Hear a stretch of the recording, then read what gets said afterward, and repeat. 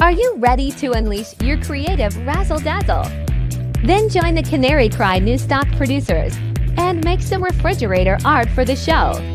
Show your support with your talent at canarycry.party. Your mom will thank you.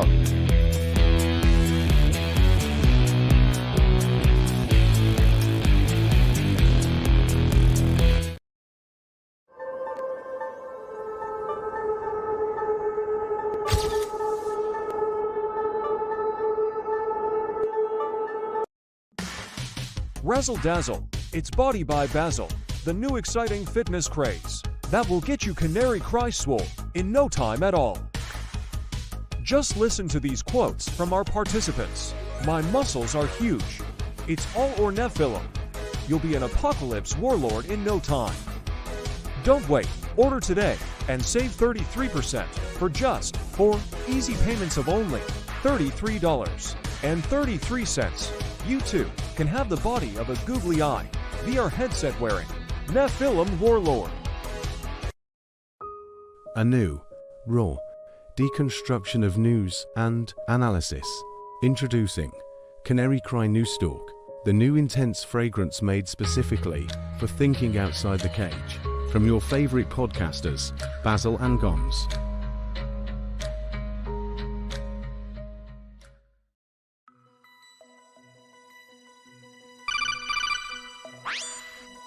Gons, can you hear me? I'm hearing reports about a prototype Flippy arm. Don't tell me. Flippy is coming for our jobs. That's right. You know what this means. Yeah, it's wake-up time.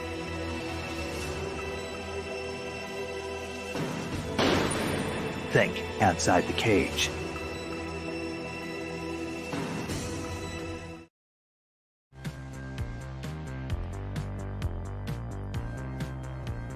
Hey everybody, what's going on? It's me, your best buddy Basil, and you are here. I am here. We are all here for the Canary Cry News Talk live stream, pre-stream. We're going to get the show started in just a moment, but you, dear Canarian, are here early, and we're very proud of you.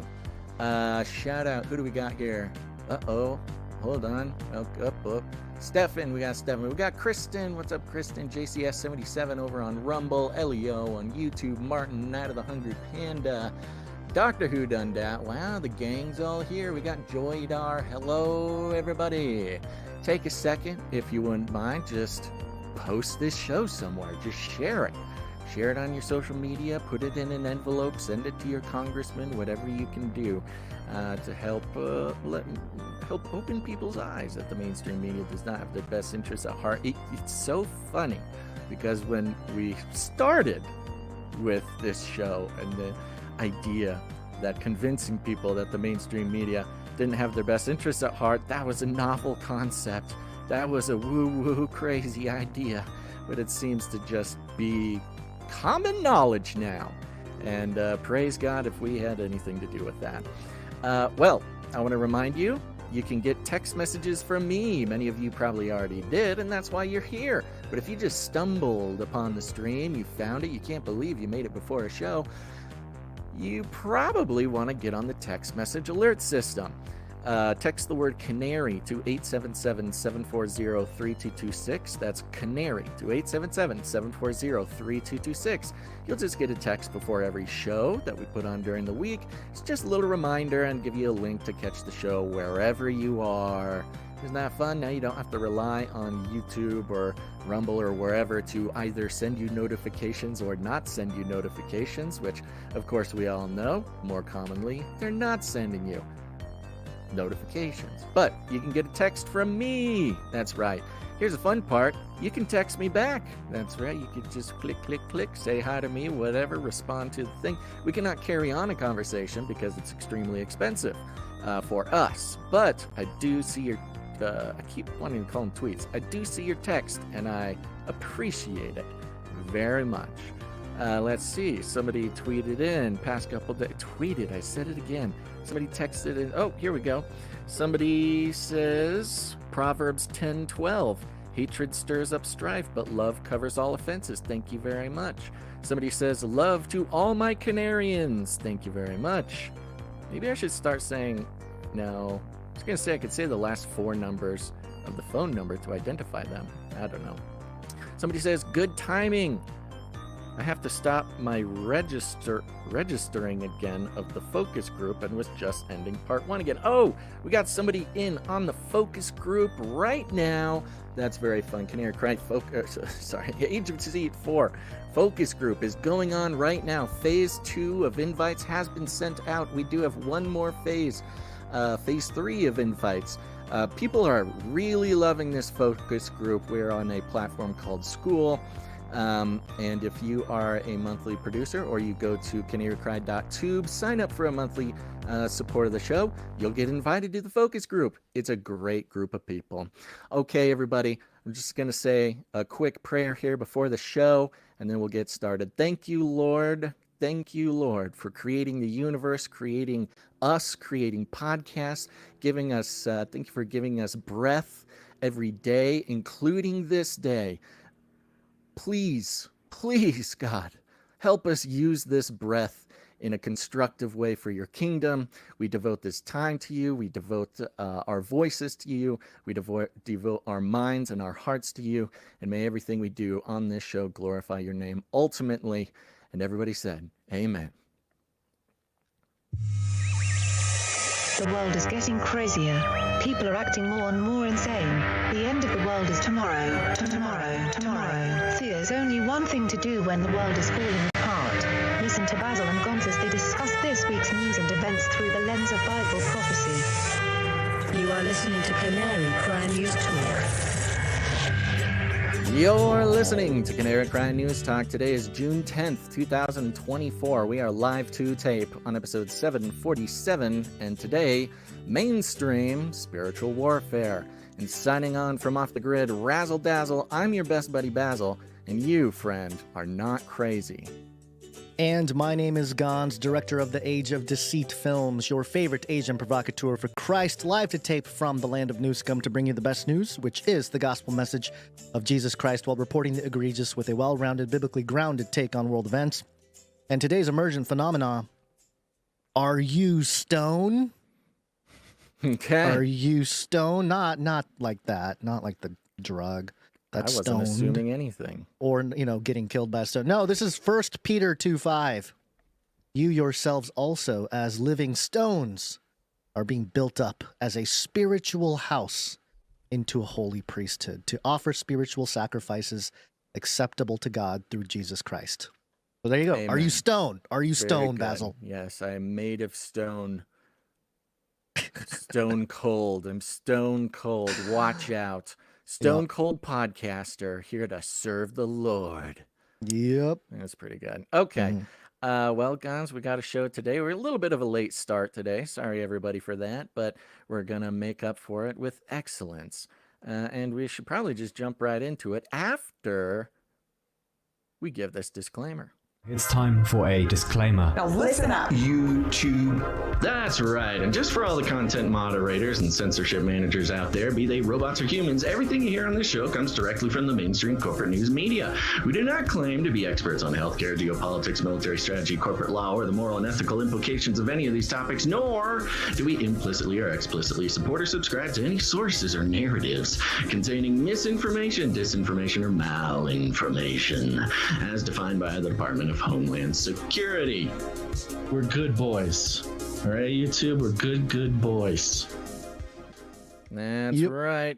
We are good boys, Gonz, and let me give you a rundown. Oh, look, here's Basil. Let me bring you up to speed. Starting out, President of El Salvador, Bukele, was on the Tucker Carlson show, and my oh my, people, I don't know if you caught this, but if anybody understands the spiritual side of what's going on in the world, it seems to be Bukele. We'll take a look at some clips of that show, and we'll let all the believers decide out there if they are on the right track or not. Then checking in with Flippy, of course. The robots are here to keep us safe, and what a better way to do that than give them the jobs that humans used to have when it comes to keeping us safe from ourselves, keeping us safe from employment, keeping us safe from the idea that we could possibly be the most important organism on this planet. Come on, robots. Come on. We love you. Then we'll be checking in with the WHO. The WHO confirms first death in Mexico from bird flu never seen in humans. We'll be checking in with the bird flu extravaganza today. And then for all you millennials, Gen Xers, or boomers out there, who is afraid of Skibidi Toilet? We'll be giving you an insight into the younger generations that you never thought you needed, and perhaps you might even regret. Then at the end of the show, checking in with a Nephilim update. Giant flying spiders, very scary. But watch out, it may signal something much more drastic. But first, Gons, our lead stories. We need a great reset. Build back better. Build back better. Build back better. We will build Babylon better. This time, a new world order. I love the Great Reset. It's got to be biblical.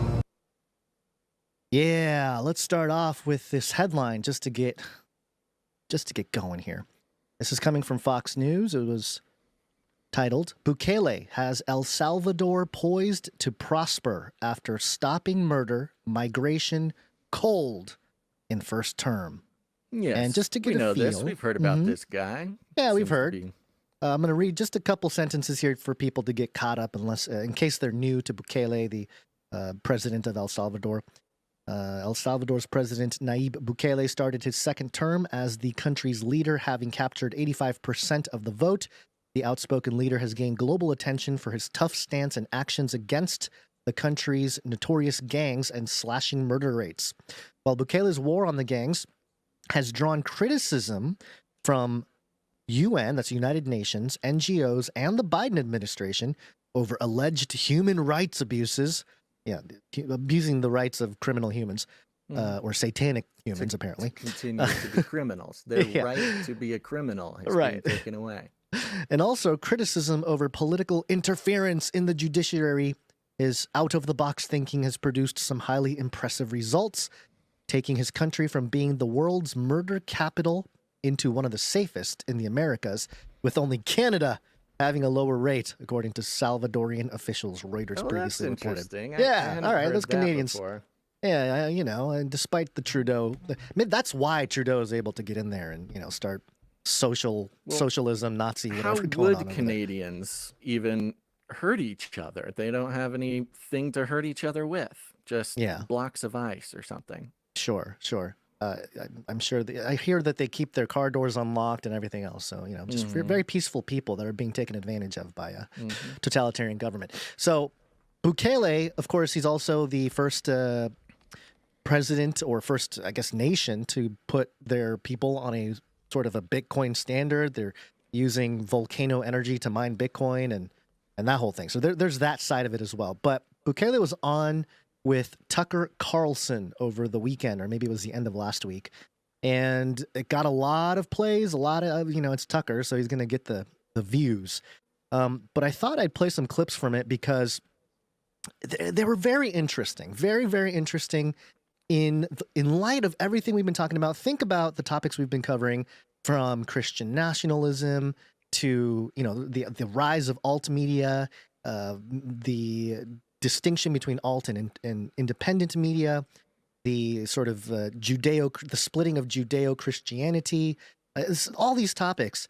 And even to your optimism, Basil, in the beginning of the year, you were kind of pumped. You were like, yeah, man, I just feel there's a level of awakening happening here, and people are realizing what's going on. No, not a level of awakening. I was optimistic about how Christianity, or at least Christian principles, Christian values, gaining I use the word principles. We're gaining popularity in mainstream alt media circles. Sure. It's become more popular. Where once it used to be, the cool internet alternative thing to be was atheist, and that put you in this sort of edgy group of free thinkers. Now, pretty much across the board, the alternative punk rock scene is being a Christian, or at least it's come full circle, or at least living by Christian values. Yeah, sure, yeah. I mean, I think just the attack on basic things like traditional family and things of that nature has, it's gone through the whole cycle. You know, went through the phase where it's disregarded or maybe even pushed against hard, and then now the population is going back to those roots. Gen Z is the most conservative. They have the most conservative velocity of any other generation in that age group, and specifically it's been very interesting. A lot of movement towards Catholicism and Eastern Orthodox I've seen. Yeah, just a little detail there for people. Yep, for people who want to know, Bukele is 42 years old, so he's a young man, about my age actually. So here he is. I have about a 30-second clip here to start us off, and then we'll get a little bit deeper into other parts of the interview. But here's the setup. All my security cabinet are believers. They all believe in God. We're a secular country, of course, but we all believe in God. So yeah. MS-13 is one of the major gangs, and they are satanic also. That was my question. So very I'm little. sorry. No. But I would hope you will explain it, because very little has been written in the West about this. They're satanic, yes. But actually, literally, can you explain? Well, they didn't start as a satanic organization. They MS-13 started in Los Angeles, in the U.S. So I skipped over all this. I'll summarize some of this for you. Basically, he was talking about how it started in L.A. It was just a normal gang, and then they splintered into other gangs, and one of them became MS-13, and that became the dominant gang. And they have, headquarters all over the country at the time. And then the Clinton campaign or Clinton cabinet kicked them out of the country. And, there was a little bit of a celebration in the U.S., but they were mostly sent, a lot of them went to El Salvador. So they became the dominant gang in El Salvador. And at the beginning, they passed these laws protecting children from going to prison. And so they used that, the gang used that to recruit children to do things on the streets and things of that nature. And he was talking about how, yeah, it was bad, but it wasn't that. It was like bad, of course, but it wasn't this over the top thing. And then things got worse and worse and worse. And we'll pick it up in the second clip here where he's talking about after it started getting worse and worse and worse here. So at the beginning it was, some youth causing harm, assaulting, trying to control their territory, selling drugs, things that are bad, but, probably not critical. But they grew, and they started controlling territories. A few years later, they were actually a huge international criminal organization that they have bases in Italy, Guatemala, Honduras, El Salvador, the U.S. A lot of major cities in the U.S. will have strongholds of. Right outside Washington, D.C. Yes, of course. And you have in Long Island and yes. In L.A. It's a huge criminal international organization.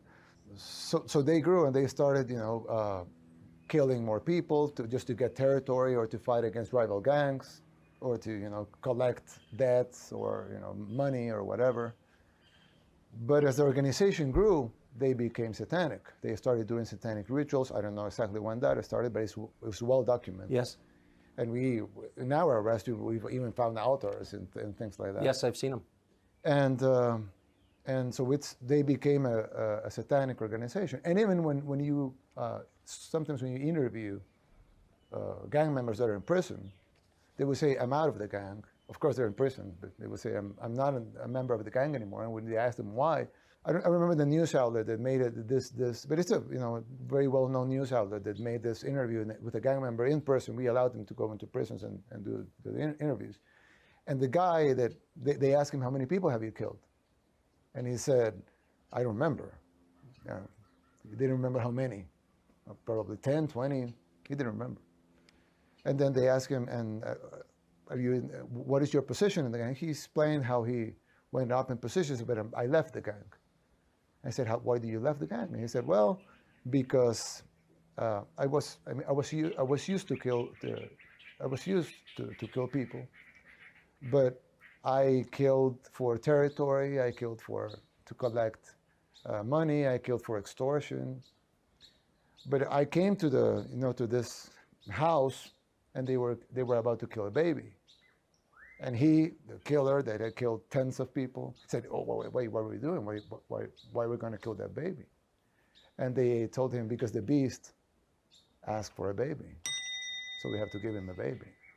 So he said that he couldn't resist that, so he left the gang. He's in prison because, you know, he's a killer, but he left the gang because he couldn't tolerate what he was seeing. So human sacrifice was a part. Well, in the United States a couple of weeks ago, or a couple of days ago, I don't remember exactly, I saw the news that they were going to kill a young girl, or they killed a young girl, I don't exactly remember, because it was a satanic ritual. It happened in the U.S. a couple of weeks ago. So it's very interesting to bring up satanic rituals in context to all this, and even declaring himself to be part of, you know, the cabinet, or I guess his, you know, just his whole operation to take it out, and doing so in like 2 or 3 years. Yeah, and just excuse me, I don't know the clips that you got. Did you happen to clip the part where their cabinet like got together in official meetings and, you know, recognized that it was a spiritual war and that they would so pray? I have one more clip here. Yeah, let me just play that, then we can talk about the whole thing here. Yep. That's almost never described No. in English language press as clearly as you just described it. No. Which is weird, right? Well, you sort of wonder why. Yeah. If there's a spiritual component that's driving it, why not just say so? Yes. But I guess my point is you saw it as that. Yes, of course. There's a spiritual war and there's a physical war. And the physical war could be, that's the unofficial. Yes. That's the unofficial version. The spiritual, if you win the spiritual war, it will reflect into the physical war. So I don't know how to call it, our impressive victory was because we won the spiritual war very, very fast. Well, that leads me, I didn't expect. Because you didn't have competition. I mean, they were satanic. I think that made it easier. Like Tucker's sort of resolve there at the end. But yeah, there you go. Is that part of what you were talking about? Yeah, that's part of it. There was one part where he describes that the cabinet got together and kind of when they decided at first that it was a spiritual war first, but your clip basically communicated that.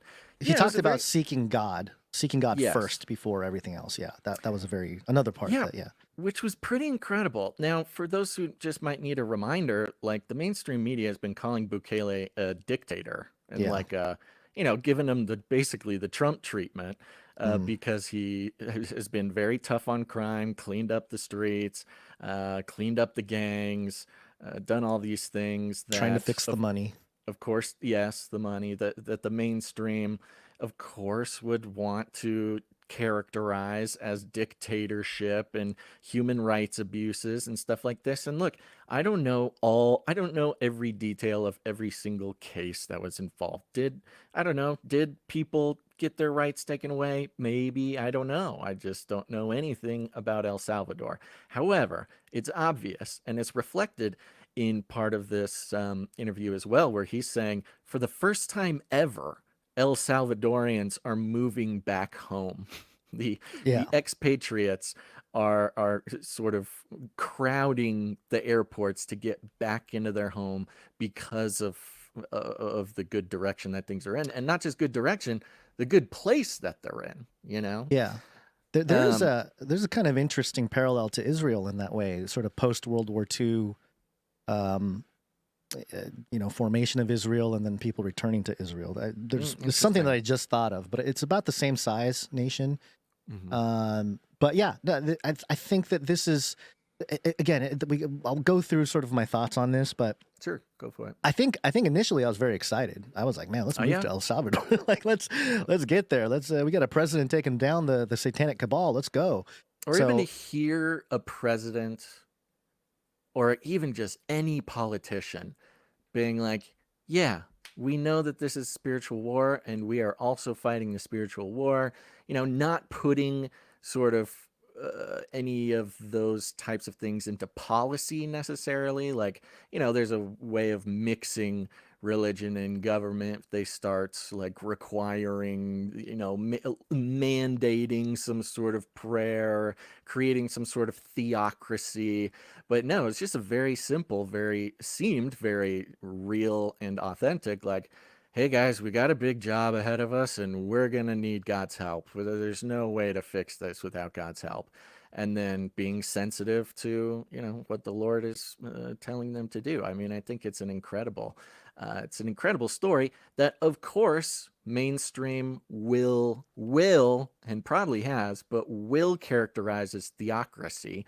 Oh, the politicians are praying. Oh, it's a theocracy. It's a dictatorship. Meanwhile, they have the lowest murder rates of anywhere but Canada. The drug trafficking's, gone. The sex trafficking gone. It's like, dang. I mean, look, I'm not for a theocracy in its official political sort of definition, but it's hard to argue with the results, man.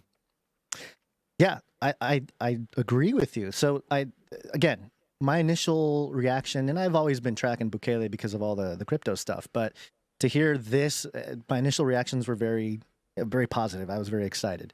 And again, I started talking to my wife. I'm like, hey, maybe we should go to El Salvador.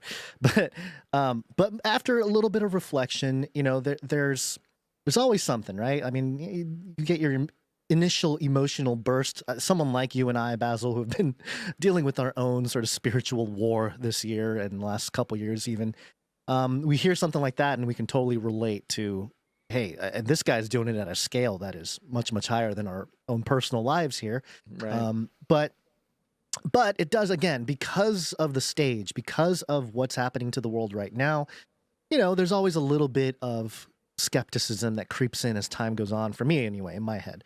And I'm not conclusive on any of this. But I do want to mention that there was an article, and maybe this is part of the confusion campaign or whatever for Bukele. This was published in 2019 by the Times of Israel. And the headline of this article is, "His dad was an imam. His wife has Jewish roots. Meet El Salvador's new leader." And Nayib Bukele's grandfather was a Christian Palestinian from Jerusalem, which didn't stop President-elect visiting in 2018, and this week recalling his stop at the Western Wall. So this is, again, 2019. So he's going through sort of the necessary thing for... Well, that's very interesting, because pointing out the sort of Jewish interest or Jewish roots, or and I'm talking Connection. sort of religiously, Right. or perhaps, I guess, sort of nationality-y, I suppose. But it's very similar to Argentina's new president. That's right. Yep. It's weird. So that's what I'm saying, man. These I don't even know exactly what to call it. You're talking about Malay. Yeah, I'm talking about Malay. But like, I don't know exactly what to call it without, like, there's not a word subtle enough or specific enough that I can apply that wouldn't give like the wrong impression to somebody. But at least this connection or interest in Israel and religious Judaism is starting to become a pretty common thread. thing. It's a common thread, yeah. For new sort populist leaders. Populist leaders, right. And even, not that she's populist, but even the new Mexican president. It's the opposite. It's like that. Has similar connections, but yes, definitely different politically. But wow, yeah, I mean, I guess you would put Bukele and Malay on a similar, there would at least be peers or in the similar category. Right. But to have that connection, that's very interesting. So it's almost like a Trump archetype. Like Trump kind of came in, he stirred up the religious right and conservatism and spun it into this bigger thing. And now he's going into crypto, which is, again, it's a very, because with smaller nations around the world, with operations, usually you try things out in smaller nations, right? And then you kind of bring it to the States, the big show, Sure. the finale. So there's something there. But also, if you think about Bukele, if you listen to that interview, again, I was very excited. But at the same time, I was thinking, man, this guy is speaking like the perfect QAnon spokesman. He's taken down satanic pedo people that are part of the gangs.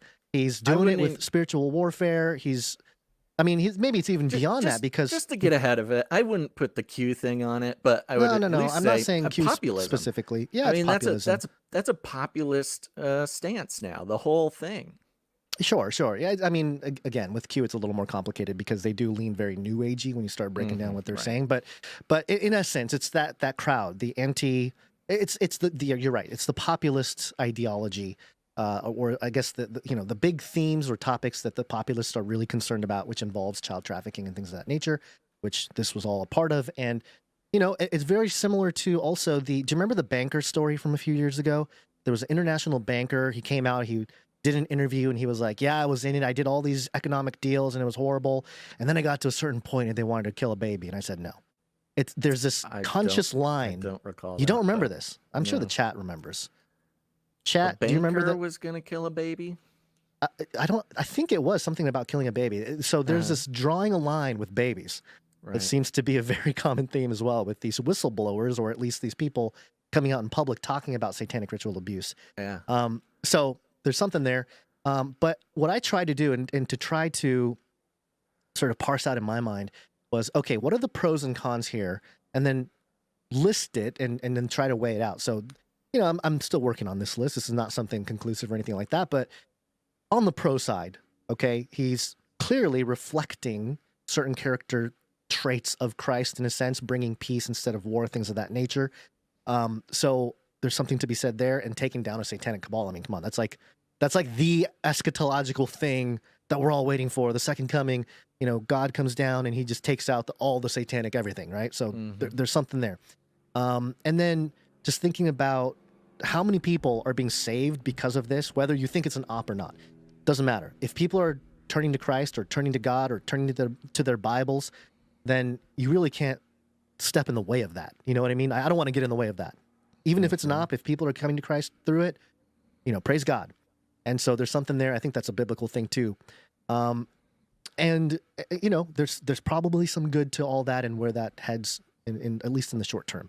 Now, some of the cons, of course, might be that this is just a big ruse, and this is part of it's a false light. It's part of the whole Freemasonic thing that we've clipped here before. I clipped on Age of Deceit 3 of Manly P. Hall talking about in the 21st century, the Prince of Peace is going to come. He's going to wipe out all the corruption. And you think about that clip and you listen to him speak, and it's like they're doing kind of the thing that they were talking about there, wiping out the corruption, wiping out the, resetting the system basically. And so could it be that, if it's eradicating the corruption in our leadership and things of that nature? So, and in the case of Bitcoin, I know you love crypto, Basil, it could be both. You know what I mean? It could be a good thing, but it also could be kind of a bad thing in the long term. Yeah. So it's you can put Bitcoin or crypto in both the pro column and the con column. But it's tough. What I think we can agree on, and I think this is sort of the balance that our two temperaments often brings, which is this is cool. I like it. I liked listening to it. It was encouraging. If it's true, I think it's great to have that sort of on record. I think it's what the people believe. I think is what the people want. I think that's where populism is heading, to this more sort of, at least on a very simplest sense, spiritual reality, making it into daily life, and in this case, political life. But of course, it's better that it's Christ-centered, and we can be very excited about that. And then at the same time, we are sort of required to always be skeptical. It doesn't mean we need to, badmouth a fellow Christian or badmouth praying in politics or whatever. That's, of course, not what we're going to do. But it's good to... we can praise God for what's happening and keep an eye on things. So, if some sort of false light switcheroo is part of the plan, that we're not just giving ourselves over entirely to something. And not taken off guard. Yeah. If and when things happen. Yeah, I think skepticism I think that's a positive thing. The one thing that I was always skeptical about with Malay is he's got like 10 clone dogs or something. Maybe it was less. I don't remember. He's got all these clone dogs. And so that, it was sort of maybe the giveaway as to being super into some kind of genetic engineering type of situation going on. Yeah. But there you go. I am very happy for the El Salvadorian people.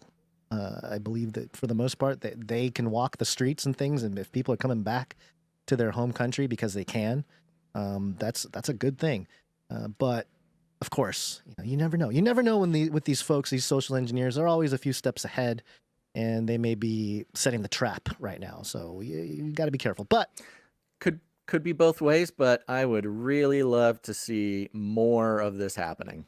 I was going to say, I would not mind this being, if America imports a little bit of this action going on. But here's the thing. In America, would this type of thing, it would be seen as a theocracy by your common of course. fellow. He even says in the clip, hey, we're not a religious country, but just everyone in our, in our crew or whatever, they believe in God and all this stuff. So I don't know. It's a very fine line, but I think in this country, it would be received differently. It would be more polarizing than El Salvador, probably. Well, I mean, that's, of course, would be in the sort of milieu of our friend Donnie Darkened, who is such a wonderful operator in being super skeptical of anything like this, getting our hopes up too much, and with good reason, too. But, I mean, so far, so good. I'm looking at the fruit of this situation, and so far, the fruit seems good. Yeah. Well, we might need more of it here. Did the Alex Jones thing, did he actually get told that he needs to liquidate his stuff? And I remember last episode, we talked about how he said he was doing his last stream, and there were like thousands, millions of people tuning in. And then the news did come out over the weekend that he has to sell his stuff and liquidate his assets. So I don't know if that's like a conclusive thing or not, but just in the context of, we can use some of Bukele in America type of thing if we're looking at what's happening to some folks here. So in any case, it looks like I'm just seeing the headlines here. Alex Jones seeks permission to convert his personal bankruptcy into liquidation. Alex Jones agrees to liquidate his assets to pay Sandy Hook families. So, it looks like things are heading that direction. Yeah. Well, like we said before, Alex Jones is Alex Jones, and he doesn't need a studio full of things to keep screaming onto the internet. So we'll see what the Lord does with that. Yeah. Just as one more thing here, I did notice a sentiment out on social media. Hey, Bukele is a Freemason. Be careful. He's a Freemason. Yeah, they all are. And but he could be. I don't know. But the photo that they are using as proof that Bukele is a Freemason is the most obviously photoshopped image of him. And, there was a bunch of outlets, Spanish outlets, or Latina outlets that were covering this and how it's a fake picture of Bukele's head being falso. Check falso, yeah. There's another picture of him allegedly with some Shriners, and I don't know. I don't know if this is real or not. The but Shriners, they just got tiny cars at the 4th of July parade. They just think they're Lucifer, but they just want to help you. They want to help the kids, but you don't it's just, hey, us. We just I have am Lucifer. Tiny hats and we drive tiny cars. How could we be bad? We wear these cool hats and tell people I am Lucifer. Anyway, there you go. That's it. I think we'll keep an eye on Bukele. We'll keep praying for people of El Salvador, and I just want to go visit, to be honest with you, and I can use the zero tax, to be honest. Yeah, it's almost frustrating that this type of movement, this happening in El Salvador, their political leaders, it seems so positive, and I want to be so optimistic about it, but it's so frustrating because the idea of this happening in the United States anytime soon it's just so astronomically small that it's almost makes me feel dejected that some other country. You don't think Trump's gonna walk out and with the Bible and I prayed? I don't think so. I don't think that's gonna happen. But God told me I'm the chosen one. Well, Guns, you know what Trump is going to announce? Probably he might even announce it today. Oh, okay. It's Monday. That was a bad Trump. So we were good with bad Trump. Monday. What day is it? Monday. Monday. Monday. Sounds like somebody's got a case of the Mondays. Gary, what day is it? Monday. Monday. Well, for those who get the newsletter, if you're not on the newsletter list, go get on the newsletter list. Go to canarycry.party, sign up for the newsletter there. You'll get an email just before every show.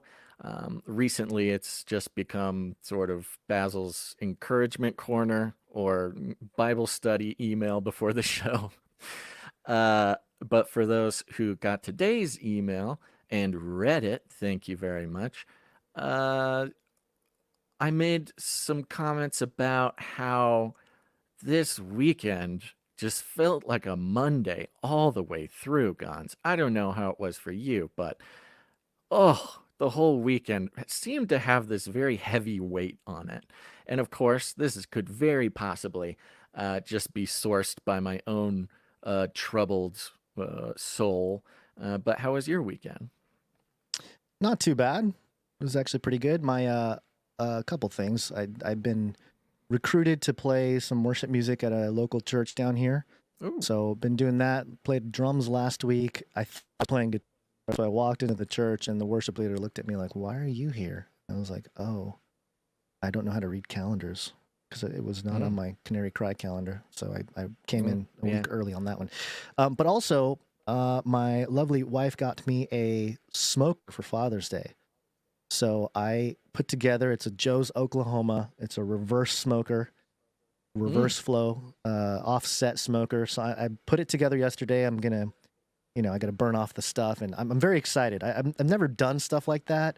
So, I'm getting into the game with the Mark Zuckerberg. I'm going to smoke some meats and I'll let everybody know how it goes. That's very interesting. I never would ever have thought that would happen, but you're very good. You're very you and I have this in common, and I think there's a lot of things we have in common, which probably makes our team work so well. But we're both very good at picking up hobbies and getting into some new, I don't know, craft or interest. And because we're very motivated by interest like that. And then once we get started, it is up to the Lord to decide whether that is going to continue or if that was just a short-term fling with the idea of smoking or golfing or. I still go hit balls. I mean, that's great. And with food, it's a little different. It's a different thing. Mm-hmm. There's something, because I grew up. My Japanese culture, unless you're like training to be a chef or something like that, men don't touch the kitchen. So I was always, anytime I try to help in the kitchen, my mom would kick me out. Can't help cook, can't help clean, nothing. So that's how I grew up, like a royal samurai king or something. So it's a cultural exchange for you. It is, but now figuring it out how the white man. Well, I was always impressed with my Italian friends. I go there, the whole family's in the kitchen. They all look like they're running around like crazy people, but they all know what they're doing. They're putting together the meal. It's delicious, and this kind of atmosphere I'm trying to create in the home here. Good. With the little ones helping to cook out. So I've been cooking a lot more in the last few years, or last year really, since we moved out here in San Diego. And so the one thing that was missing, smoked meats. Yep, good. I'm glad you're getting into it. Don't start tasing goats, though. Then you've officially become a lizard person. I don't tase anyone or anything. Well, good. That's one thing you don't have in common with Zuckerberg. Yeah, he loves tasing goats. Well, this morning, just to sort of finish the story and wrap it up here, was this morning. We got started a little late because I had a call I had to be on, and of course everybody knows every single aspect of my life is crumbling before my eyes. Most difficult 6 months I could have ever imagined, and using this opportunity to get as close to the Lord as possible, because that's the only way I'm going to even survive the next day. I talked about in the email how my prayer walks have now become prayer dances, where I'm just singing and dancing because David said it worked for him, so I'm giving it a go. Boy, oh boy, folks, if you want to challenge yourself to cranking up your spiritual warfare or your prayer life, just do the dance and sing. It feels exactly how David said it felt, which is foolish. But I'm hoping for some breakthroughs there. Well, this morning I had a phone call. I was on this phone call. The phone call went great. It didn't solve any problems, but it was a step in the right direction. So it felt good to make some progress in solving a problem. And then I got done with the call. I picked up a bag of pretzels. I bit a pretzel and broke my tooth on the pretzel. Oh, So man. I have a broken tooth now, along everything else, which is hilarious because the other week I had a root canal scheduled, but life was so horrible and I was so emotionally distraught. I just was like, I can't do that. I'm sorry. I can't have a root canal right now. I'm too fragile. And this is not the same tooth that needs a root canal, but hey, it just fits in with the way life has been going for 6 months. Take one step forward, break a tooth. Well, and yeah, with the pretzel too. What kind of pretzels were you eating? Or is it a Dot's home style pretzel twists. Oh, that's right. You have those the pretzels that made a processed made an appearance on the show recently. Yeah. I don't think it's the pretzel's fault. I think it was my tooth's fault, but bummer though. You should get some gold grills. Let's just, up the game. You got the VR headset. The next level, you really want to get some appeal to the youngins. You just got to get those all gold or all silver grills. Or veneers or something, like Miley Cyrus. Get some veneers. I come on the show one day and my tiny teeth are suddenly 3 times the size. I'd be unstoppable with a Joel Osteen smile. I'll tell you what. I think that's the way to go. I think that's upgrade. Yeah. Upgrade for you.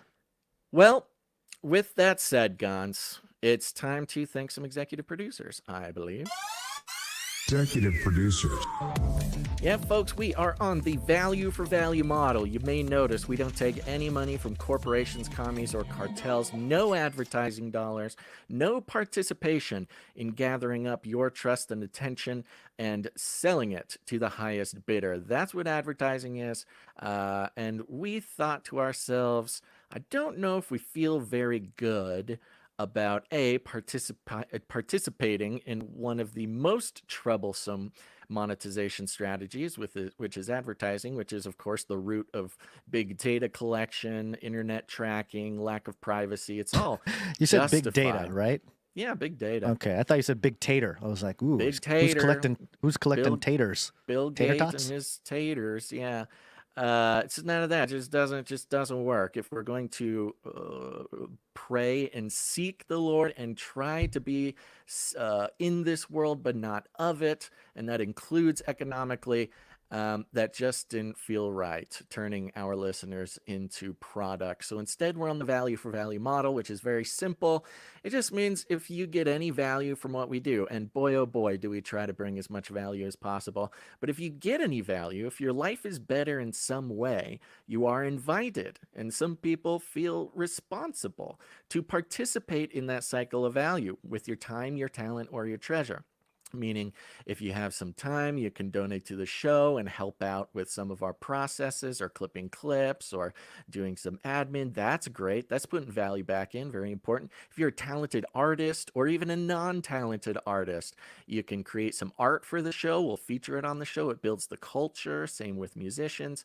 Or if you don't got any time or talent, you can always support the show with your treasure.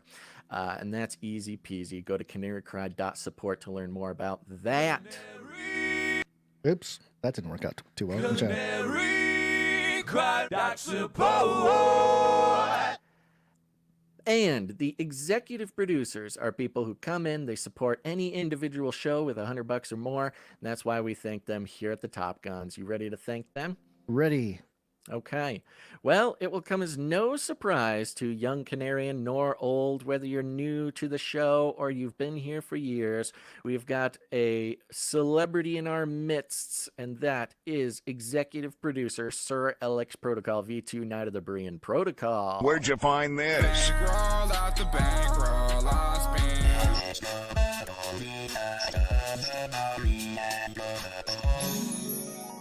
He's coming in with $100 and 33 cents. 33.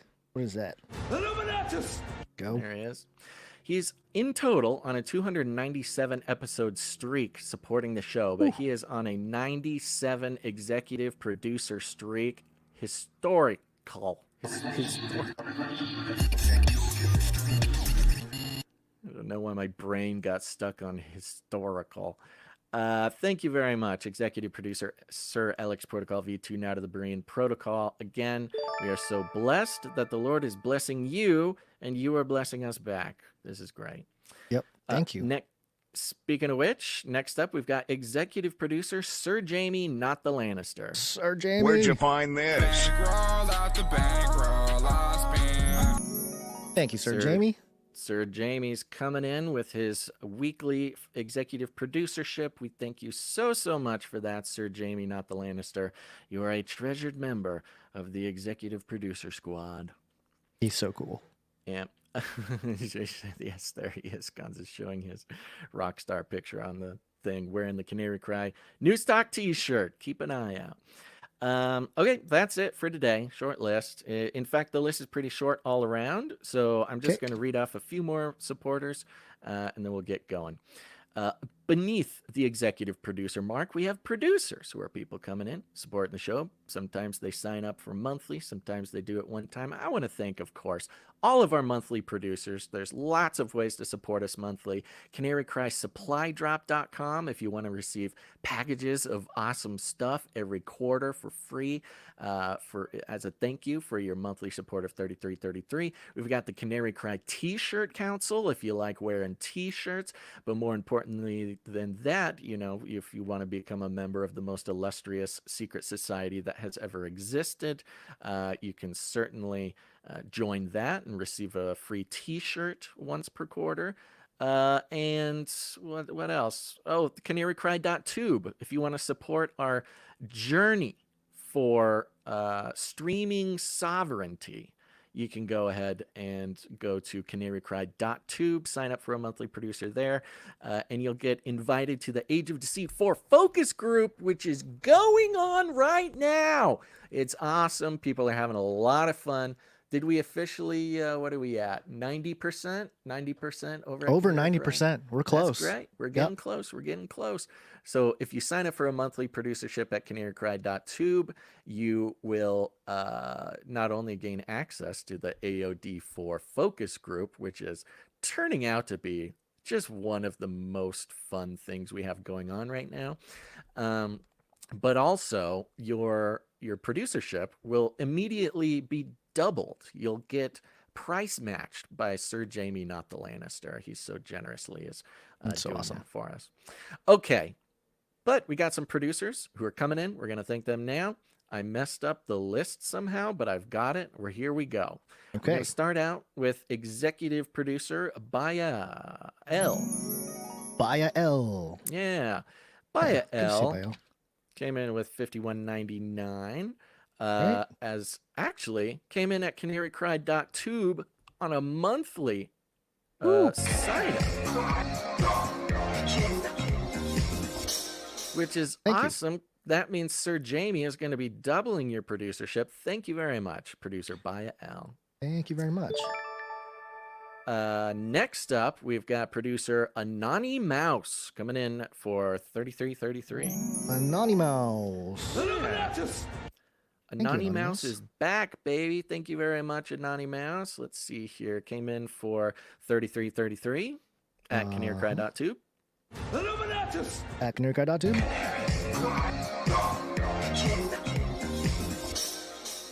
And a little note came with that. that says Jeremiah 33:3. Call unto me, and I will answer thee, and show thee great and mighty things which thou knowest not. Thank you. That's Amen. a good one. That is a good Jeremiah one. 33. We're going to have to put that on the website somewhere. Thank you very much, producer Anonymous. Thank you very much.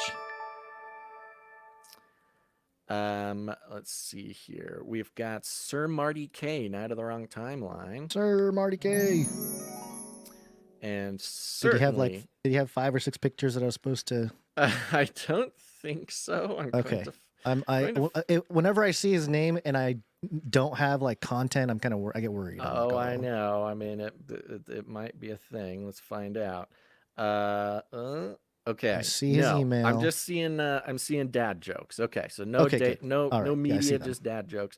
Sir Marty K came in for $11.07. Okay. Not exactly sure what that specific number means, but I bet it's important. He goes, "Hey fellas, eclecticism. I actually haven't heard that word before, so I looked it up and I already knew what it meant. I just call it Martinism, and being eclectic was just called having a healthy imagination when I was a kid. LOL." Yeah, that's a good point. That's true. Yeah. Okay, here's some dad joke. So get ready to groan, everybody. Okay. Why are you sitting there playing Go outside my military base, Chinaman? Maybe I shouldn't have said that. Man from China, go home. I get it. Get I'm trying to find. Go Here. is the There you go. Chinese game. Can you hear that, by the way? Yep, I heard it. Good. Okay. Here's something called a tipsy uncle joke. I'm a little Oh, worried boy. about this. Mhm. It says, as a real man, flat earthers don't get my motor up and running. I prefer my earthers having curves. Okay. All right. That's not bad, actually. Not bad. I Could think be that's a pretty worse. funny joke. Yeah, that's good. Okay. Let's not go crazy. Here's another dad joke. Sometimes it seems that flat earthers are having a flat-minded way of thinking. Hey, that's just being observant or bigoted. Why would you be so bigoted towards flat earthers? He does go on to say, just a friendly banter, flatteroonies. None of us really know if the earth is flat or globe-shaped or formed as an egg. I am leaning to the egg theory because I have a bird brain. If yours truly, Marty K. Thank you very much, Marty K. And if anybody has any problems with Marty K's flat earth jokes, direct your emails to martyk@danishguy.dn. I hope flat earthers are receptive to flat earth dad jokes. I mean, at this point, I would imagine that they would even welcome It is a flat different earth time. dad jokes. It is a different time. There was a 10 years time- ago, it would not. It would have been fists There's would fly. definitely a time, yes, Yeah. where that would trigger a slew of angry emails. Thank you very much to those producers. That is the end of the list for people who came in under the executive producer amount. We do have our streakers coming in under $7.77, which entitles them to nothing except for thanking them and reading their streak, which I'm going to do now, starting Okay. with Sir Morv. Night of the Burning Chariots, 4 episodes in a row. Thank you, Sir Moore. Doctor Who Dundat, 98 episodes in a row. Thank you, Doctor Who done that. Mrs. Tinfoil Hatman, 58 episodes in a row. Thank you, Mrs. Tinfoil Veronica Hatman. D, 403 in a row. Thank you, Veronica D. Sir Scott, Night of Truth, 438 in a row. Thank you, Sir Scott, Knight of Truth. Sir Casey, the Shield Knight. Sir Casey, the Shield Knight. Sir Casey, the Shield Knight. Thank you very much. 447 in a row. Thank you, Sir Casey. That Okay. concludes the list of financial producers who are making this show possible today. And we thank you very, very much and encourage all listeners to consider the value this show brings to your life and consider producing the show with either your time, your talent, or your treasure. Yep. Let's see. That's it? You're good? We're done? I'm good. We're done. Okay. Value for value. We take no money from corporations, commies, or cartels. Canary cry that support. All right. Let's get into some Flippy action. Quick Flippy. Flippy update. Do you want fries with that? Yep, it's time for the Flippy update. Flippy is our colloquial name for the disembodied robot arms that are taking our jobs, enslaving our children, and flirting with our spouses. We use talking about Flippy as a way to explore all the new, fun, and exciting ways that robots are taking over the world, and how there's nothing we can do about it. Today's Flippy update is coming from the Sun.ie. This is not the UK Sun. This is the Irish Sun. Did you know there was an Irish Sun, guys? I did not. It looks exactly like the UK Sun. Is it the same entity? Same, probably. And the headline here is Rise of the Bots. Watch as AI robot humanoids make sure cars are safe to drive as they replace human inspectors in Chinese factory. Yay! There's a fun promo video here that will be playing as I give you some details. A Chinese automaker has released chilling footage of an AI robot making sure cars are safe to drive inside its factory. The humanoid can be seen conducting safety checks in place of humans as part of Dongfeng Motors' manufacturing process. Great. And people who are watching the video here, you can see a humanoid-looking robot, which seems to have some sort of harness suspending it from a track above to make sure it doesn't fall. It's walking down a line of cars that are in the process of being manufactured. In one shot, it sort of reaches into the car, turns its hand backwards, grabs onto the seatbelt, and just very lightly pulls it as if to just test that the seatbelt is extant. I don't know how much safety is being gleaned from this. Yeah, what? I had an issue with this. I had an issue with this clip. You don't say. Okay. Because the whole idea is the robots, or at least the article, I don't know if this article talks about it, but there was a separate article with a similar, or the same story about this Chinese factory and the robots that inspect for safety.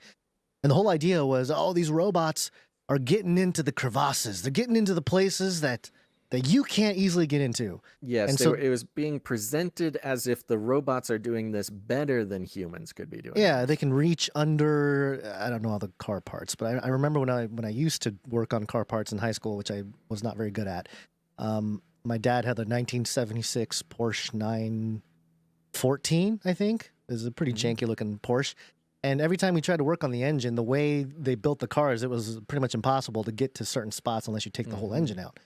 So, you know, in that case, yeah, a robot arm could be great. But in this case, the example of opening the car door from the back seat, he's, you know, sort of standing in the back seat side, driver's side, I guess, and he reaches in with his left hand. So if you're going to go in and you're going for the seatbelt that's supposed to be for the driver's seat, wouldn't you use your right hand to just go over there and grab it? Doesn't matter. He's a robot. He's not right-handed or left-handed. You don't need to reach in with one hand and twist your wrist 180 degrees to go the other direction. Yes. Also, like, it's the point is we don't need robots to do this. I know, but it's just ridiculous. I don't know why they're... It's not for your entertainment, Gons. These robots are hard at work. But the point is, Nick Twist said it best in the chat. The robot reaches in, lightly tugs on the seatbelt, and somehow decides that it's super safe. Just kind of like, yeah, feels good enough. There's nothing being done here. Which I'm not, this is a promo video. You know, of course, they're just trying to show the robot doing soming. Like the CGI NASA gives us about all the stuff going on up there. Well, you know, it's pretty classic move now that robot promo videos, you're sort of hypnotized by watching a robot do anything that you don't really realize that what it's doing is completely useless. Like the demo video we watched the other day where the robot like opened a bottle of Coke, but like exploded the bottle and glass went everywhere. It took out nuts, like walnuts from a bowl and smashed it, and it flew everywhere. Like every action it took was useless and maybe even harmful.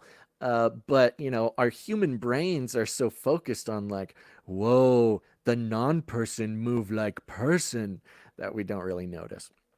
The Chinese state-owned automaker, good, state-owned, perfect, has partnered with robotics firm UBTech to integrate robots with traditional automated machinery to handle complex scenarios in unmanned manufacturing, ranging from safety belt inspection, like we just saw, seems good enough, to door lock testing. Click. Oh, gosh. Two crucial aspects of car manufacturing. Oh, crucial aspects. The AI robots are set to carry out various duties. Other roles will include body quality checks, oil filling, and label application as the once unthinkable scenario becomes a reality. Unthinkable. Once unthinkable. Okay. I mean, Yeah, see, it's a very cars big are deal. like robot arms came into being like 70 years ago because of the auto industry. So This is a circus. I don't It's the understand spell. why. The spell that is being cast of, whoa, non-person do person things. It's like our brains, and we, Guns, have presented and watched ourselves. We've watched thousands of robot videos ourselves. We've presented hundreds of robot videos, and every single one of them, it's like this spell is being cast. It's like Mickey in Fantasia, where he's chops up the broomstick and the splinters of the broomstick stand up and start doing his chores for him. I mean, Yeah. really, talk about the occult sort of significance of Disney. Watch Fantasia. You are literally watching in animation form the spell that is technocracy and the hubris of man, controlling the world to its will and gets out of hand and it doesn't work out well. I mean, he's literally an alchemist in that story. And that's what we have with this robot video. Every robot video we watch, we're so dazed by the sparkles of these robots doing things. It doesn't even occur to us that we are not only watching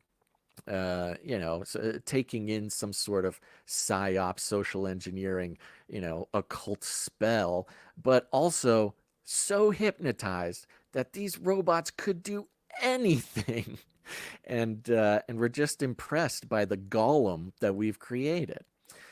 This robot is called Walker S, 5.5 feet tall, blah, blah, blah. At the same time, now here, Gons, this is important. At the same time, human workers can be seen in the background fulfilling their respective roles, suggesting robots and humans could be set to work alongside one another. All right. Gons, they're cobots. Rewatching this for humans. Okay, hold on. Here we go. Robot walking next to. Look for the humans. Okay. There's some guys walking There's down the guy. side. There's a just guy. There was walking. like two guys walking. Okay, I think there was another guy behind a car over there. Can you actually see Let's them see. working, or are these the robot Yeah. wranglers? I think there was a glimpse of a man. Yeah, there you go. I don't know if you can see it, Basil, but in the I'm not back, seeing like them. no. Like look where my mouse is I moving. see. Yeah, he's right there. Is He's that standing. a person? I don't That's not know. a It could be a person. robot. Could be another robot. That is not a person, guys. I'm gonna scroll back. You watch him Okay. come around the corner. Okay, ready? Watch that spot right there. Boom, there he is. You see him? He poked his head You out. know, You're right. He Gons? kind of looked like a phantom. But okay. I really don't think it's a person. But You at think it was a least- robot? It doesn't matter. Go look for other He humans. pops out. Look at this. Watch this. Now I'm freaked out about it. Boom, there he is. Okay. I'm sorry. I'm just not seeing what you're seeing. But You're maybe not seeing this? No, and I really want to move on. I really don't want to keep doing this. You told me to look for humans. Okay, so I he's know. doing the Look at- seatbelts. Look at more of the video. See if Yeah, there's okay, more here we go. He's humans. walking around. There's a guy. There's a guy holding Where? a hose. Okay. Right here. Yeah, okay. Two. Yeah. That's one walking guy, one guy holding a One guy holding a hose, and maybe another guy in another car further down. Uh-huh. Okay. For those who are not even watching the video, like, by the way, it feels very empty. It feels like there's Cold. nothing going on in this. It seems like the factory was made by robots for robots, and humans are not allowed in. So thank you, Sun, for trying to push the propaganda that robots are our friends and here to help us. It goes in, beginning with the left front door lock quality check, Walker S's POV, and then it just goes into trying to describe the video best it can. And it goes into some of the tech details a little bit further down, which is where robotic arm came in. A Oh my gosh. force-controlled human-like hand and a robot arm with 7 degrees of freedom means it can perform tasks with impressive accuracy. Yeah. Basil, I took a screenshot just to get a closer look at the guy who peers around the corner. Oh, that guy. I see. But look at him. Is that an alien? I think we found the aliens behind the robots. That is not a human. As an Asian man, you should not be saying that.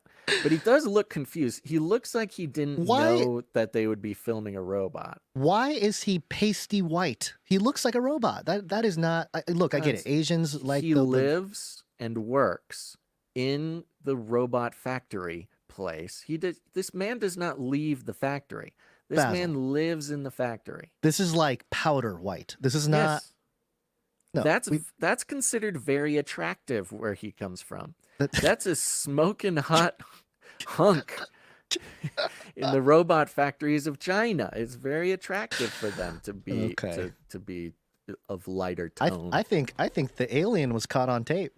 I think some kind of alien was caught on tape. It could be an alien. It could be because it's very subtle. Together. It's very subtle. He pops around the corner of the back, and then they cut to a different scene. Boom, there he is, and then they cut. Yeah. So I wonder if he got royalties for showing up. Looking at him, I don't think he gets paid for any of this. I think he's. I don't know if he's actually supposed to be there. Anyways, would you drive a car, Gons, that the safety checks were performed by this robot? It depends on what kind of safety checks. The kind that they outlined. Probably you watch not. the video. You watch the video. After watching this video, do you want to? I mean, I would have to do my own analysis of the safety before I make that decision. I don't know. Well, you know, when you're at the car lot, you gotta kick the tires. You gotta test the. Why don't we put the robots into the cars and do the smash tests, like the smash test dummies that we used to do? You know, the crash test dummies. Yeah, that could be considered some sort of abuse, robot rights abuse. Yeah, building robots just to destroy them. You're asking for a lawsuit there from some robot rights organization. Yeah. So, anyways, there you go, folks. They're trying real hard to make this some sort of futuristic enthusiasm. But putting robots in charge of safety does not seem... Well, it seems like a good idea if they have some sort of depopulation agenda. Plus, these are really clunky. You know, at least a lot of the robots we've seen out here with the ChatGPT robots and stuff, they don't have giant coat hangers hanging from the ceiling with big wires coming down to make them move around. But Gons, it's not for your entertainment. That's such a patriarchal way to look at these robots. These robots do not exist for your entertainment. They can wear whatever they want. I'm not talking about because it in entertainment they have self-respect and they are just doing their job. I'm trying to be practical. Yeah, well, practically... I don't care what a robot looks like. I'm not going to drive a car and doing the safety checks. There you go. There's your Flippy update for the day, folks. I've never heard of this car company, but, you know, it's just a matter of time. The fact that it's going on in China is disconcerting because, of course, we know all power that China has right now was due to the United States exporting industry for cheap labor. And now, you know, if they're getting robots in on it, the labor is going to get even cheaper in China, which, you know, is a pretty good strategy for keeping their stranglehold on the American economy. So buy American, safety checks done by humans, crash tests done by good American crash test dummies. It's the American way. American way, yep. I will say I will choose the American robots before the Chinese robots. How about that? Is that good enough? You know, patriotism comes in all sorts of different forms, guys, and I think we can all get on top of that. All right, that's your Flippy update for the day. Fantastic. Here we go. We got some pandemic news, I guess. Yeah. A pandemic special. This is we saw this coming. I mean, it should not surprise anybody who's been a part of the show for a while. Mm-hmm. From NBCnews.com headline: WHO, that's the World Health Organization, confirms first death in Mexico from bird flu. Never seen in humans. Never seen. I Be thought scared. it was. Be scared. I thought it was seen in humans. They said there was a couple of cattle ranchers in the U.S. who had it. Or is the Fake death? news. The death is what hasn't been seen. Fake news. The World Health Organization said on Wednesday a death was caused by the first laboratory-confirmed human case of infection with a subtype of avian influenza. WHO said the 59-year-old resident, the 59-year-old resident of Mexico had died on April 24th after developing a fever, shortness of breath, diarrhea, nausea, and general discomfort. This was the first laboratory-confirmed human case of infection with a H5N2 subtype of bird flu reported globally, and the first H5 virus infection in a person reported in Mexico. The victim had no history of exposure to poultry or other animals, WHO said. Okay, hold on. That's what I love. That's my favorite part No about history of exposure to poultry or other animals. Never seen a bird. Never seen a even bird? Never ate a chicken? Seen a bird. Never ate a chicken. Never seen What a do you chicken mean? on the internet. No history of exposure to poultry Nothing. or other animals? So that He doesn't have a pet? What- That's who the is this trigger. person? Yeah, or other animals. Never seen an animal. He's lived What do in a robot factory testing cars his whole life. He's pasty white. He shows Yeah, up I was on going to say, demo it's this videos. guy. It's this guy in the Chinese robot factory. That's the guy. Never seen an animal. So weird. Well, that's the key. That's the key to this whole thing. I mean, that's the most important, and I'm not even saying it. I'm not even done. I'm not even done. I'm just saying the key is Uh-huh. to the whole social engineering project here is, he didn't even have to see a bird to get it. He didn't even got have bird to pet flu. a cow. He didn't even know what a bird is, and he got bird flu. Cases. The implication, so just real quick, Yeah. the implication is that he got it from a human. Yeah, from somebody else. Yeah, Right. which there has never been any clue that bird flu can spread from a human to another human. In fact, up until just recently, humans didn't get bird flu. But there was still this moment of like, well, you can catch it from birds. You can't be getting it from other people. And so the key of this is, we got it from another human, and let's go. Election year. Let's shut it down, baby. Yeah, well, he might have come in contact. Maybe this is why they were harvesting penguin pineal glands. You know, they were making a bird-human hybrid of some kind, and they needed the premier pineal gland of the greatest birds. It's possible. It's all possible. Cases of a H5N2 subtype of the bird flu have been reported in poultry in Mexico. The person had multiple underlying medical conditions. Yes. And had been bedridden for 3 weeks for other reasons prior to the onset of acute symptoms. Who said, so wait a minute, he had other medical conditions for weeks. He was bedridden. So maybe he was even in a hospital. Did somebody in the hospital give it to him? A chicken got into the hospital. The Dr. Chicken. Dr. Chicken. Turns out his doctor was just 40 chickens stacked on top of each other wearing a lab coat. Dr. Chicken gave this man the bird flu and he died. Yep. Oh my gosh. Wasn't vaccinated. Yeah. Oh, well, I mean, and this is another great part. This is died with bird flu. Yeah, he died with bird flu. He died with bird flu. Allegedly. We don't, that's not even, I mean, who knows? The headline is guy dies from bird flu, never seen in humans. And this guy, it sounds like he was having a lot of problems. God bless him. I hope he's enjoying his eternal reward. But he had other stuff going on. Yeah, I mean, I would hope that he's got his new body. And he's going, man. They really pulled one. They really pulled one off on me down there. Never should have trusted that 40 chickens in a lab coat. Dr. Chicken, you're really done me good. Dr. Chicken. Does it say what exactly he had? Like, no, why that was he the end of the bedridden? article. That's the end of the article. All they said was he had underlying medical conditions and had been bedridden for 3 weeks for other reasons prior to the onset of acute symptoms who said those acute symptoms being very general things. What was it? Let's see.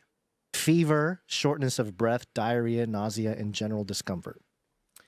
General discomfort. That's...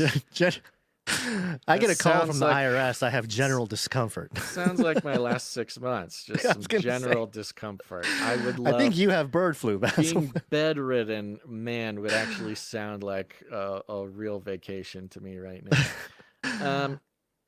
A lot of people were talking about this. Here's my overall, I guess, concern when it comes to the next pandemic, which, look, everybody believes that they're planning some next thing, and bird flu seems to be at least on the dock. It's one of those big ones that it's doing better than monkeypox. Well, monkeypox did not do too well, but it's been in the chamber for so long that it's almost, I wonder if it's just been building momentum or building, I don't know. You know, when Goku does his super universe energy blast or something like that, he's like collecting energy from the entire universe. That's kind of what I feel like bird flu's been doing, like for the last 20 years. Yeah, just but gathering intel, gathering power, like sort of dabbling with the whole issue of pandemic, but not really doing the full-blown thing. It was the OG. It is the OG. Threat. You know, you used to have to walk on this mat at the airport because you could have stepped on bird poop and you might have bird flu on the bottom of your shoes. Do you remember that? You ever traveled during that period?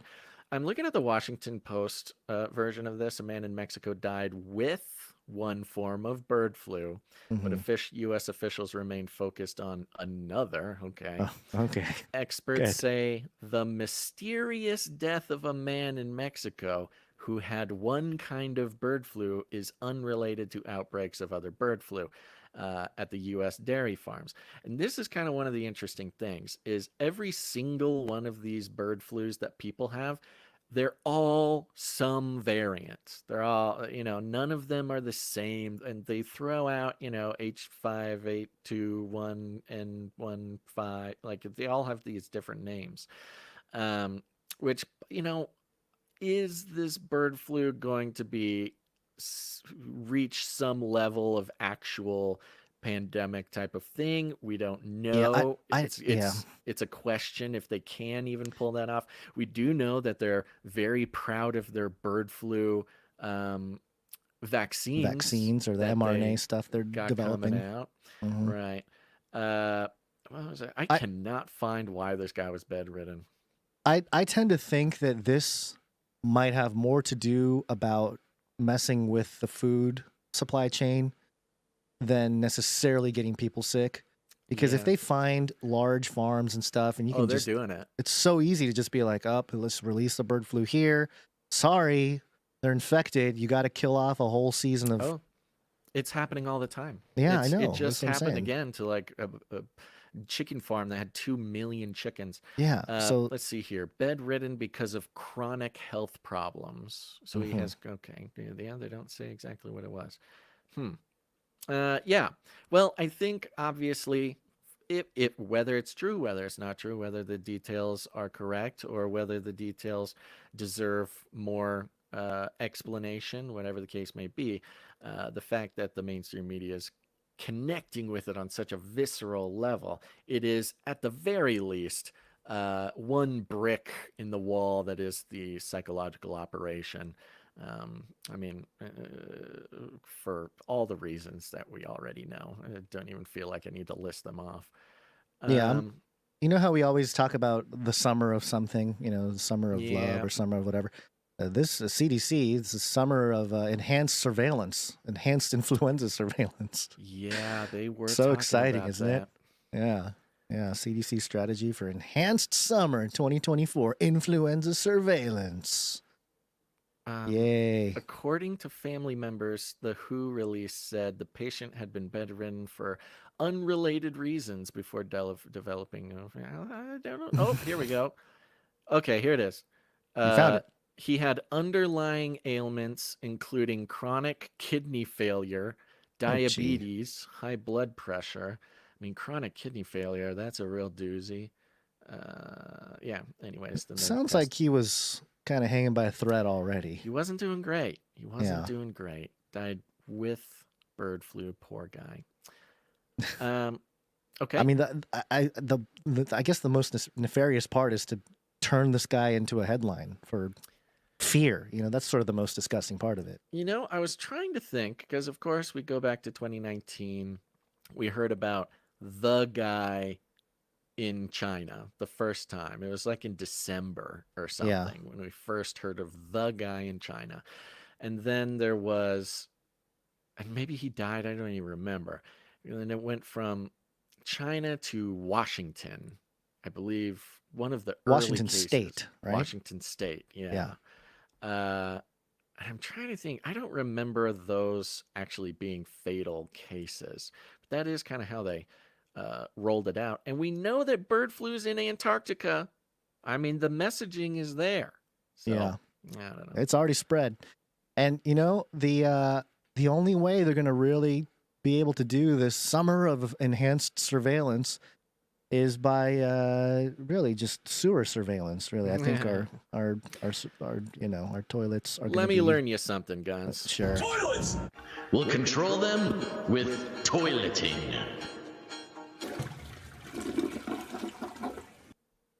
Teach me. Okay. Teach me. Dear old people, that is That's including me, millennials, Gen X, boomers, millennial. I'll speak to my millennial brothers and sisters for a second.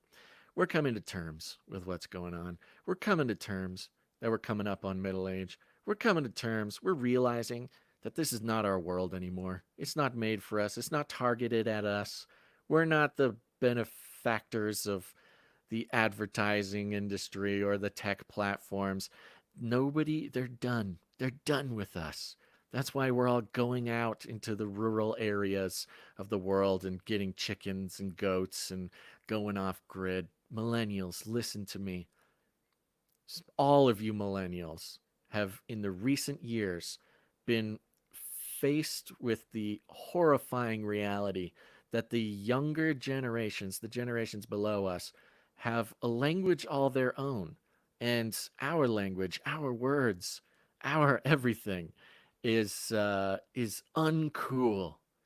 And everyone above a certain age can agree that Gen Z has their own sort of, what's the word, eclectic nonsense that they vernacular, whether it's or their clothes or the clothes they wear. I love it, Gen Z. I love being reminded of being 4 years old in 1992.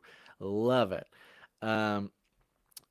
But Generation Alpha, even Gen Z, is sort of horrified at the developing culture of Generation Alpha. I think the eldest Generation Alphas are like just about 13 right now in the old ones. That's crazy. Yeah. And the culture is even more confusing than it could possibly than I could possibly even imagine. And I've brought some examples of this.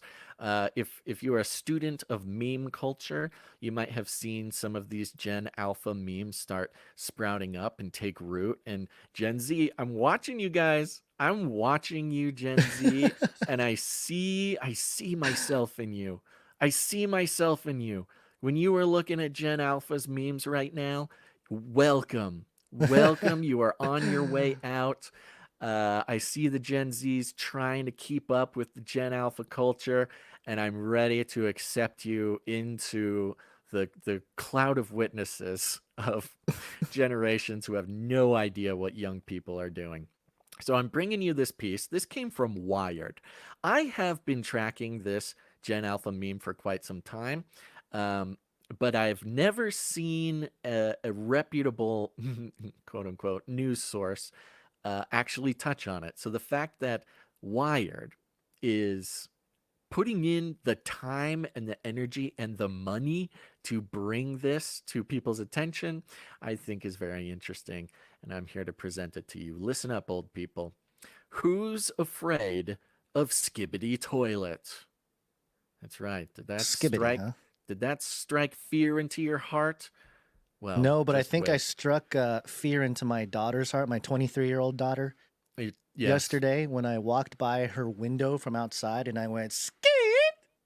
And she went, "No, you didn't just do that." Yeah. Yeah, And you I can't said, do that, "Yep, Gons. I'm an old That's man not your scaring you word. now." That's not your word. You can't do that. The subheadline here: the bizarre animated YouTube series is so huge that it's caught the attention of concerned parents and the Russian government. Oh. But it's still a mystery. Wait, Almost wait. anyone. The Yeah? Russian government, huh? Yes, yes, yes. This is literally an issue of national security. Gen Alpha Okay. is threatening to bring down the system. Hey, this is yeah. Okay, go ahead. Sorry. Okay.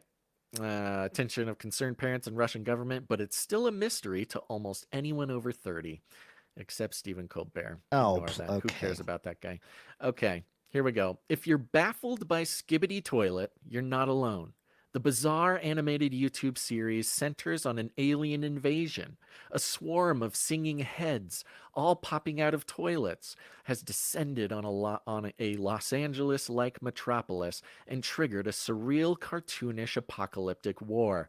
That's a more direct and clear explanation than you'll find in the actual videos, since they're all almost completely wordless. There's no language barrier, which is a major reason why the videos have been viewed hundreds of millions of times, becoming a global cultural phenomenon among Gen Z and Gen Alpha. I think they added Gen Z just for fun there.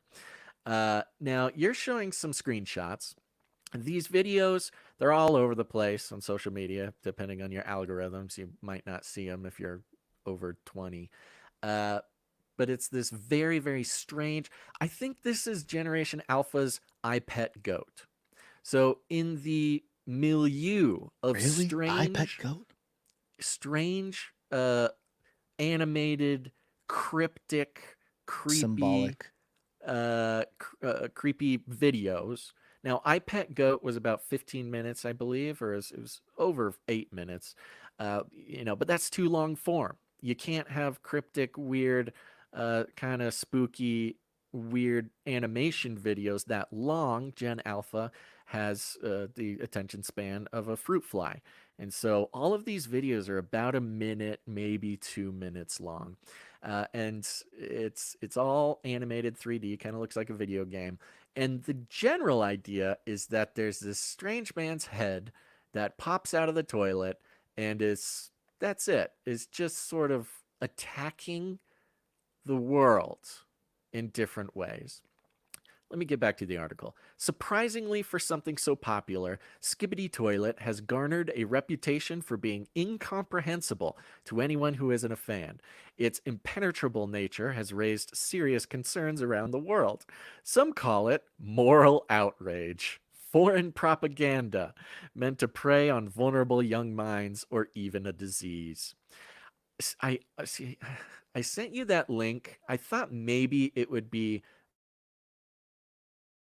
acceptable, doable. Because a lot of claims will be made in this article. However, almost all of them are just sort of in the eye of the beholder. But I'll keep going. In a cultural climate where it's harder and harder to understand trends and popularity, people are searching for an explanation for how singing toilets conquered the world. On the May 22nd episode of The Late Show, Stephen Colbert punched up a joke about his Biden campaign using Skibidi Toilet to attract the youth vote, saying that if anyone didn't get the gag, their grandchildren could explain it, and you still won't understand. Oh! As random as the videos can seem, their success isn't Skibidi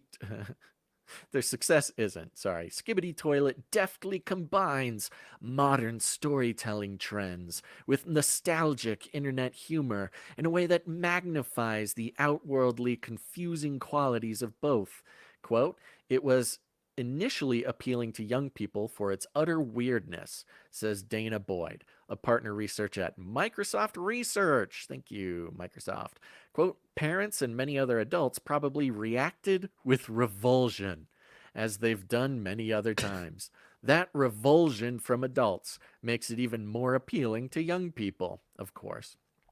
It really is like that. You watch these videos, and it is revulsion that you feel. So But it's really hard to pinpoint exactly why. Because as they'll get into, there's not really anything bad in there. There's no like drug use. There's, vague violence, but it's kind of cartoony violence. It's not like, something horrible. It's just this general vibe that while you're watching it, it's like you're not supposed to be watching it. Yeah, I was going to say that in my generation, we had things like The Simpsons and South Park.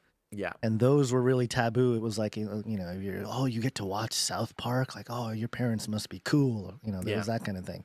So maybe similar. But and for things you could point to, reasons you could point to, like they say bad words. Right. There's adult themes. Yeah. There's whatever.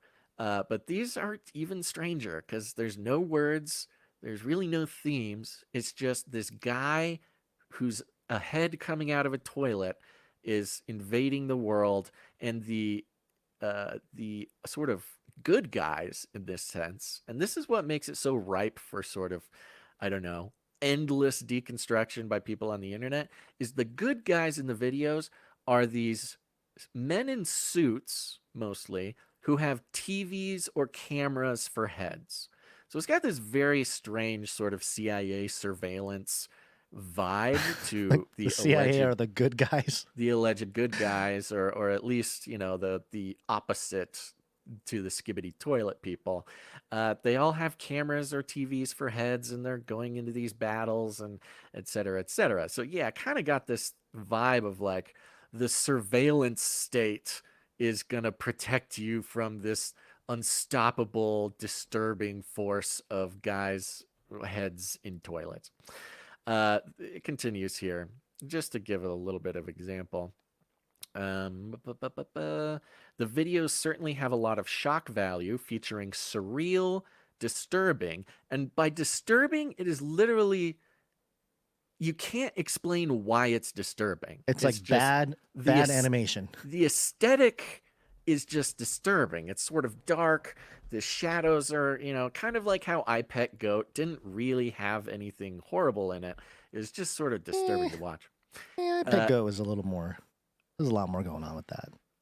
I know. We can decode it and find the Antichrist in it and all that stuff. But as far as a surface level, you watch the video, you don't see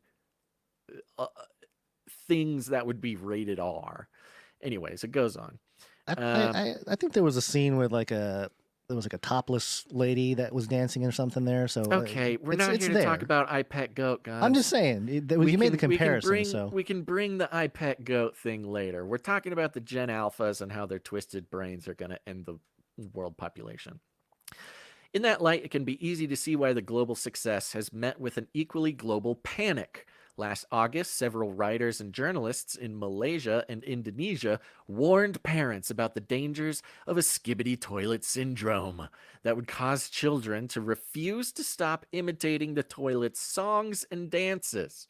Earlier this year, Robbie Collin wrote in The Telegraph that the videos were a sign YouTube needed to be more strictly enforce age limits. It's crazy. They're talking about putting an age limit on these videos that are just because they make you feel weird as an old person. Even in the case of nonsense sort of internet phenomena, because the establishment doesn't understand it. And to be clear, I don't understand it either, that they're actually calling for more censorship. Other sources are going even farther, calling the surreal meme videos a threat to national security. In February, reporter Olga Sonsina claimed in a Swedish news outlet that Skibidi Toilet was Russian propaganda aimed at indoctrinating children. Russia was just as worried. In January, Russia was just as worried. Russia's dealing with Skibidi toilet syndrome themselves. Who's doing this? Somebody. There's some evil actor out there. Some cyber shaman. Some magician of the highest order who is creating these videos that are simultaneously fairly innocent, but also so disturbing that it's considered an issue of national security. Russia was just as worried. In January, Moscow officials called to investigate the videos. In April, Anna Mitiana, St. Petersburg Commissioner for Children's Rights, played the videos to the city's Legislative Assembly as part of an annual report on risks to children. Quote, "There is no need to pretend that there are no standards of decency," Mitianina said. "A character in the form of a toilet, to put it mildly, is not cultured enough." So even in Russia, where they're calling this a threat to national security, playing it to the National Risks to Children Assembly, the lady's like, "I can't really tell you. Like, we all know this is wrong somehow. We all know this is bad for kids somehow. But the worst thing I can say about it is that the character is a toilet. What else is there to say?" And it keeps going. "For all of the worry, there isn't much to be concerned about within the Skibidi toilet videos themselves." Quote, "I see these media as a reflective of our societal obsessions," says Boyd. "As always, young people twist it slightly in a way that makes adults uncomfortable because they don't want to reckon with their own passions." Okay, Skibidi Toilet Gons is making us reckon with our own passions as adults. It goes out into some more descriptions of what's in there. But again, the descriptions in this article, you really just got to see it. Now, the link that I sent you was a 1-minute video. I believe it was the first one that was ever made, which is mirrored all over the place. And it's got 40 million views. I mean, it's just an insane amount of views. It's like a Taylor Swift level amount of views on these things. It does say here, "The videos, as uncanny as they can get, don't contain anything particularly unsuitable for children. The violence is unrelenting and large in scope, but never goes beyond cartoonish explosions and punches. Characters who appear to be killed or turned to the villain's side regularly return to fight along the heroes." So nobody's even dying. "The largely wordless storytelling, of course, puts a limit on mature themes. Ultimately, the most indecent element of the videos is the toilets themselves, which will always be a hit with the younger generation." I was going to say, my children, my 3 and 7-year-old, get a kick out of any kind of toilet joke, poop joke. I mean, it is just unstoppable right now. So I can understand that. Maybe it's tapping into that sentiment or something. Yeah. But there's a part at the end of this Wired article that I thought was interesting. Don't go too far. Don't go too far. All right. There's the last thing for us to go into. Okay. Because when people like us, and we've done this for a long time, and iPet Goat is another good example, for people who have eyes to see and ears to hear, when you see something, you just know something's going on. And usually, you know something's going on that is not on the obvious sort of physical, literal level. Whole industries of YouTube videos are, for instance, devoted to breaking down, Olympic opening ceremonies or music videos or pieces of art or whatever. Marina Abramovich type dissections of pieces of media that are seemingly part of the mainstream, but so obviously have some sort of spiritual undertones. And the where's the thing here? Sorry. Sorry.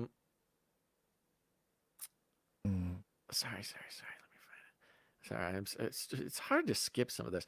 All right, so it goes into, let me read this block quote here.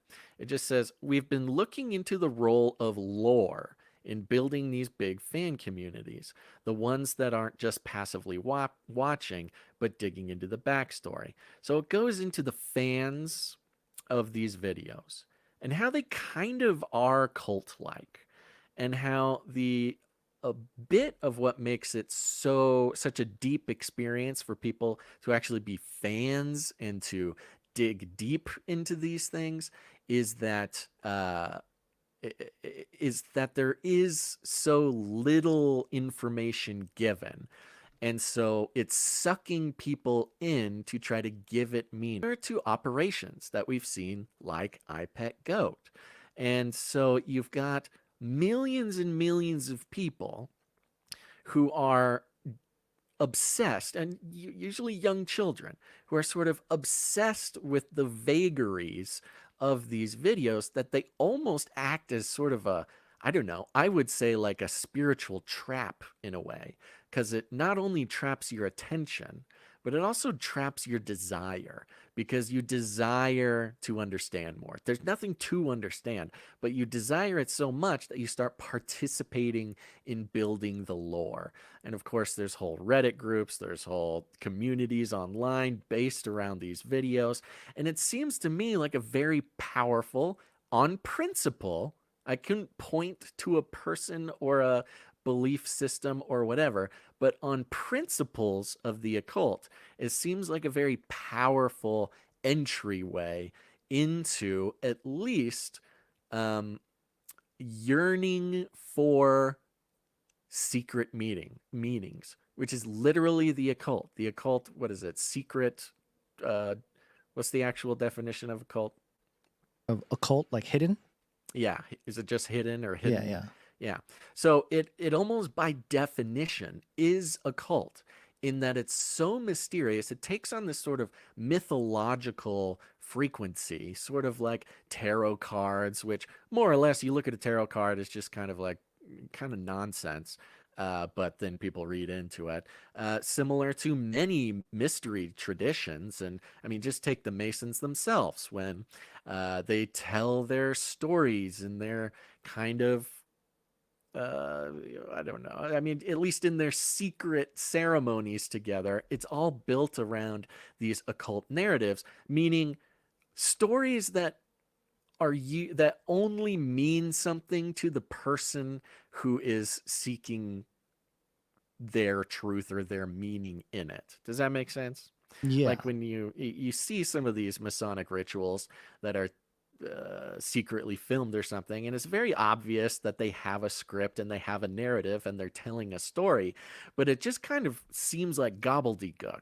It looks like grown men sort of play acting in a sort of gobbledygook narrative, but to them, it's occult knowledge. So when I say Skibidi Toilet has occult qualities, I'm not trying to say necessarily that it is satanic, but it is this sort of very well-trodden equation to suck in the attention of someone who's watching it and investing in the meaning of it, even if there is not meaning. And you have this whole culture, and I would say not all 40 million viewers of the video are these sort of occult-minded people, but that's kind of how the occult works. The occult can be shown to you. It can be shown to you hundreds of times. It can be part of your daily media intake. The occult or occult information or occult narratives can saturate every single thing you read or see during the day, and you're not necessarily sitting there going like, whoa, this is very occult, but it's working on you in sort of a different way. The Skibidi Toilet seems like, and look, I understand the irony of me, a millennial, being like, oh, these kids, the devil is, in their videos, and they're practicing with the occult. They don't even know it. Like, that's such a classic, quote unquote, old person thing to do. But being of a certain, if not a certain age, at least a certain level of experience and knowledge of what's going on in these sort of psychological realms of social engineering. I mean, it's just really incredible to see how powerful this is. Did you have any? I see you don't have the article up there anymore. Do you have anything to say? Yeah, there was a part of the article that I wanted to see. There's a whole section that I think you were trying to look for some stuff about how YouTube started. There's a whole bunch of people breaking it down, doing the deconstruction and all that kind of stuff. But it says here at the very bottom, I thought it was interesting. Let me just go here. When it comes to children's browsing habits, there are many scarier things they might find online than Skibidi Toilet. As strange as the videos are, they wouldn't do very well as propaganda or even advertising. Right. There's no agenda for good or ill besides the entertainment value. In the Washington Post, Taylor Lorenz compared Skibidi Toilet to, quote, harmless entertainment like Cocomelon and other children's videos. I don't know about, I mean, Cocomelon. Well, here's the thing. Well, I mean, again, it's hard because there's so little in there. Well, there's so little, but there's something about the digital form that instigates an unsettling thing. I think it's very similar to the Uncanny Valley phenomenon with robots. Sure. Where you look at something, it's got the image of a human, but there's something not quite right, and so it makes you feel uneasy. Yeah. I think that's sort of what you're playing, or the phenomena here coming even more full circle. Not everyone is happy about the popularity of Cocomelon, but that popularity hasn't caused the same kind of panic. I almost think the panic is sort of part of the modern marketing system, in a sense. I love the Cocomelon example because I'm often getting sent these Cocomelon breakdowns on my social media where it's a guy and he's like, all right, let's take a look at Cocomelon, and they play a scene and they like time how quickly the scene changes. They track the sort of emotional roller coaster of the thing, and they kind of break down. They're like, yes, this is perfectly formulated to addict children. This is bad for their brains. It's scientifically, it's like the worst thing possible, which does kind of line up with this paragraph right before the one you read here. It says, nonetheless, they've become even more of a hit among the younger generation. And for parents, this seems to be the real underlying fear. Quote, I think Skibidi Toilet's negative effects on kids are mostly just the obsessive, seemingly addictive aspect, says Hamilton. Quote, it's the same reason parents worry about short-form video platforms like TikTok.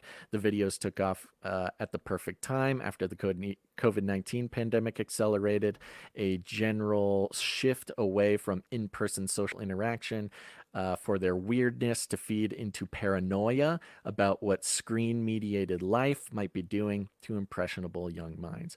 Well, that's all very fair, parents. But I think this, I strongly believe that at least in a clinical or academic sense, there is an occult aspect of these things. Do not misunderstand me. I could not break down one of these videos and point to the devil in it. But as far as their construction and their effect, I think they are incredibly psychologically powerful in that they are trapping people. They're trapping their attention. They're trapping not just their attention, but their emotional investment in finding or creating meaning. And I think in a world where we're seeing two things happen, which is all meaning is disintegrating as we're trying to hold it in our hands in sort of a secular way, or the lucky ones are finding meaning in the tried and true, human aspects of finding spirituality. And again, I'm optimistic that a lot of people are finding meaning in Christianity and in Christ in particular. That's great. But it almost feels like it's training the next generation to hypnotize themselves and invest in fiction in a way that does nothing but sort of increase their already ever-increasing ability to be controlled by media. Yeah. So, well, I was going to say there's also this. I found another article from cartoonbrew.com from a year ago when this first started becoming a phenomenon. And they have a little picture of the guy who makes these videos, Blue Gray. His real name is Alexei Gerasimov. I think the article, your article stated that. He mentions him, yeah. And he lives and works in Georgia, the country. Gerasimov is 25 years old, has been teaching himself animation for the past 9 years, has no formal education in the field, and he has only ever wanted to work for himself and his channel. So he's a guy, he's 25 years old, making these videos, and he's out of the country of Georgia, which is an interesting country. Lots of interesting things going on with Georgia. The videos, if you ever watch the videos, adults, I could not tell you exactly why, but you will agree with me when you see it. It has a particularly Eastern European vibe to it. I could not explain it to you, but when you watch it, you're like, oh, this is from Eastern Europe. Interesting. I do want to mention, because this just came out, and I for some reason the Georgia thing clicked. And Georgia, they have their sort of digital push for some kind of digital totalitarianism. They're one of the countries where they've implemented a lot of like authoritarian type of stuff. And it just came out, I think it was a couple days ago, maybe it was today even, that Ripple, Ripple XRP, Basil, that crypto, and National Bank of Georgia team up on digital currency. Ripple is helping the National Bank of Georgia with their CBDC. They actually say it here in this article from coinformania.com here. It says here, the discussion at a high-profile meeting revolved around potential collaborations for digitizing Georgia's economy. This builds on an already established relationship where Ripple has been instrumental as the technology partner for the NBG's pilot project on the Digital Lari, a proposed central bank digital currency. So I really think maybe they're getting ahead of certain nations and trying to popularize the like mind Estonia. state. It's similar to Estonia, yeah. A sentiment, or I don't know. I said mind state, but just sort of maybe even like a spiritual flavor, and get it out there.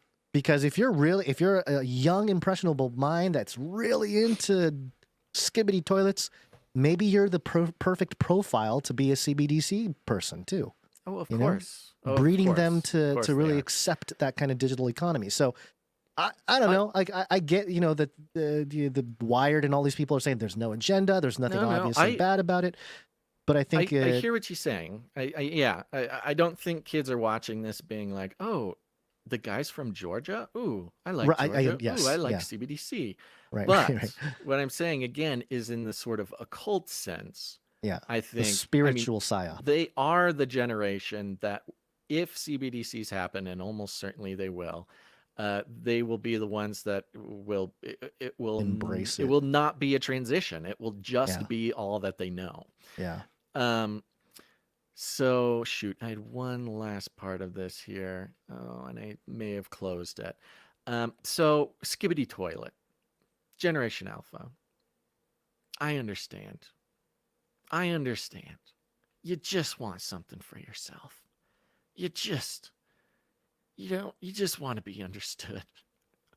It seems like an earlier invitation for a generation to walk through the door of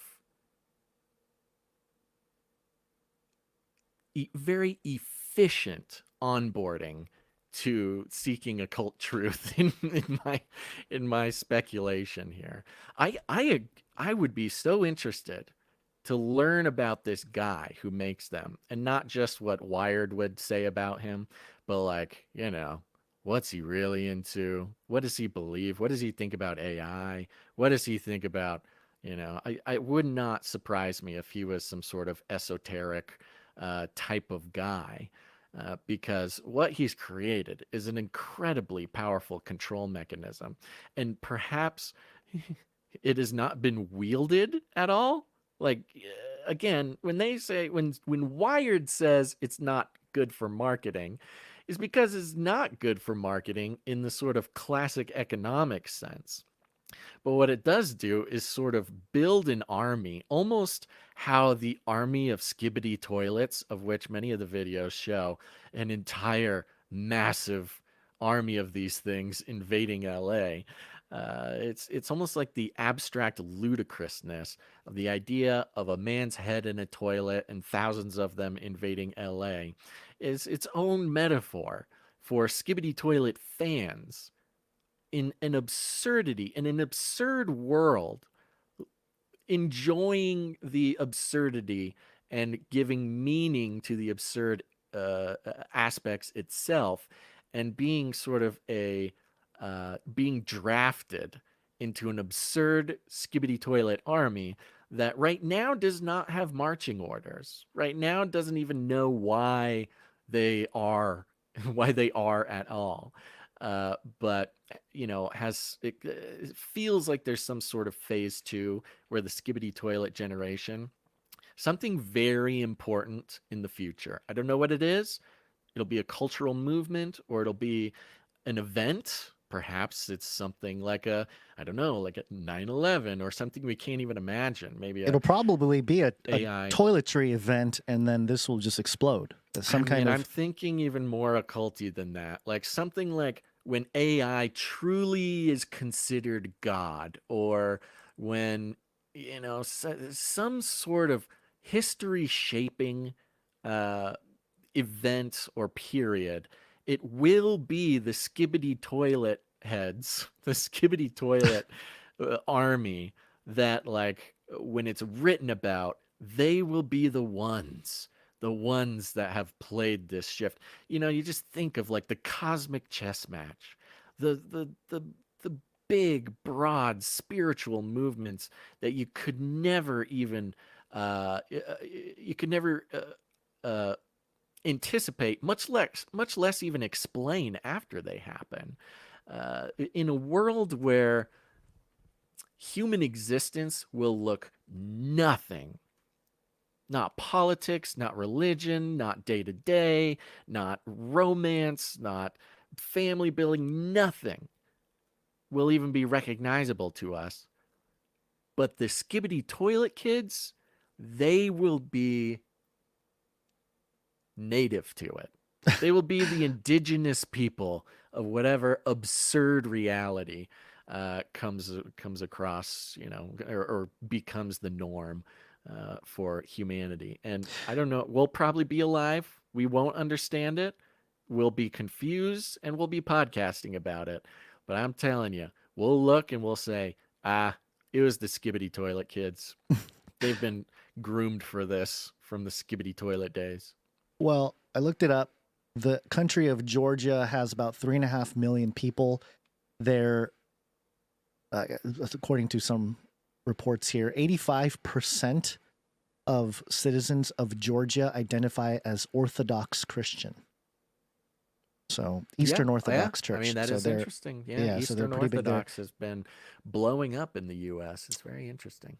And also the, the one thing, and I'm as I look at these images and I'm listening to you talk here, it does reflect a very, probably, a primal fear of vulnerability of toilets. It's the thing. It's the thing that the scatological aspect of it is extremely powerful, and something we've seen repeat in history too. Yeah. So, and I will remind you, Basil, that back in, I believe it was 2014, so I think this was 10 years ago now, during our one of our only live Canary Cries, you did pose the question about whether something would be the mark of the beast if there was some sort of mark issued. It's too scatological for the crowd.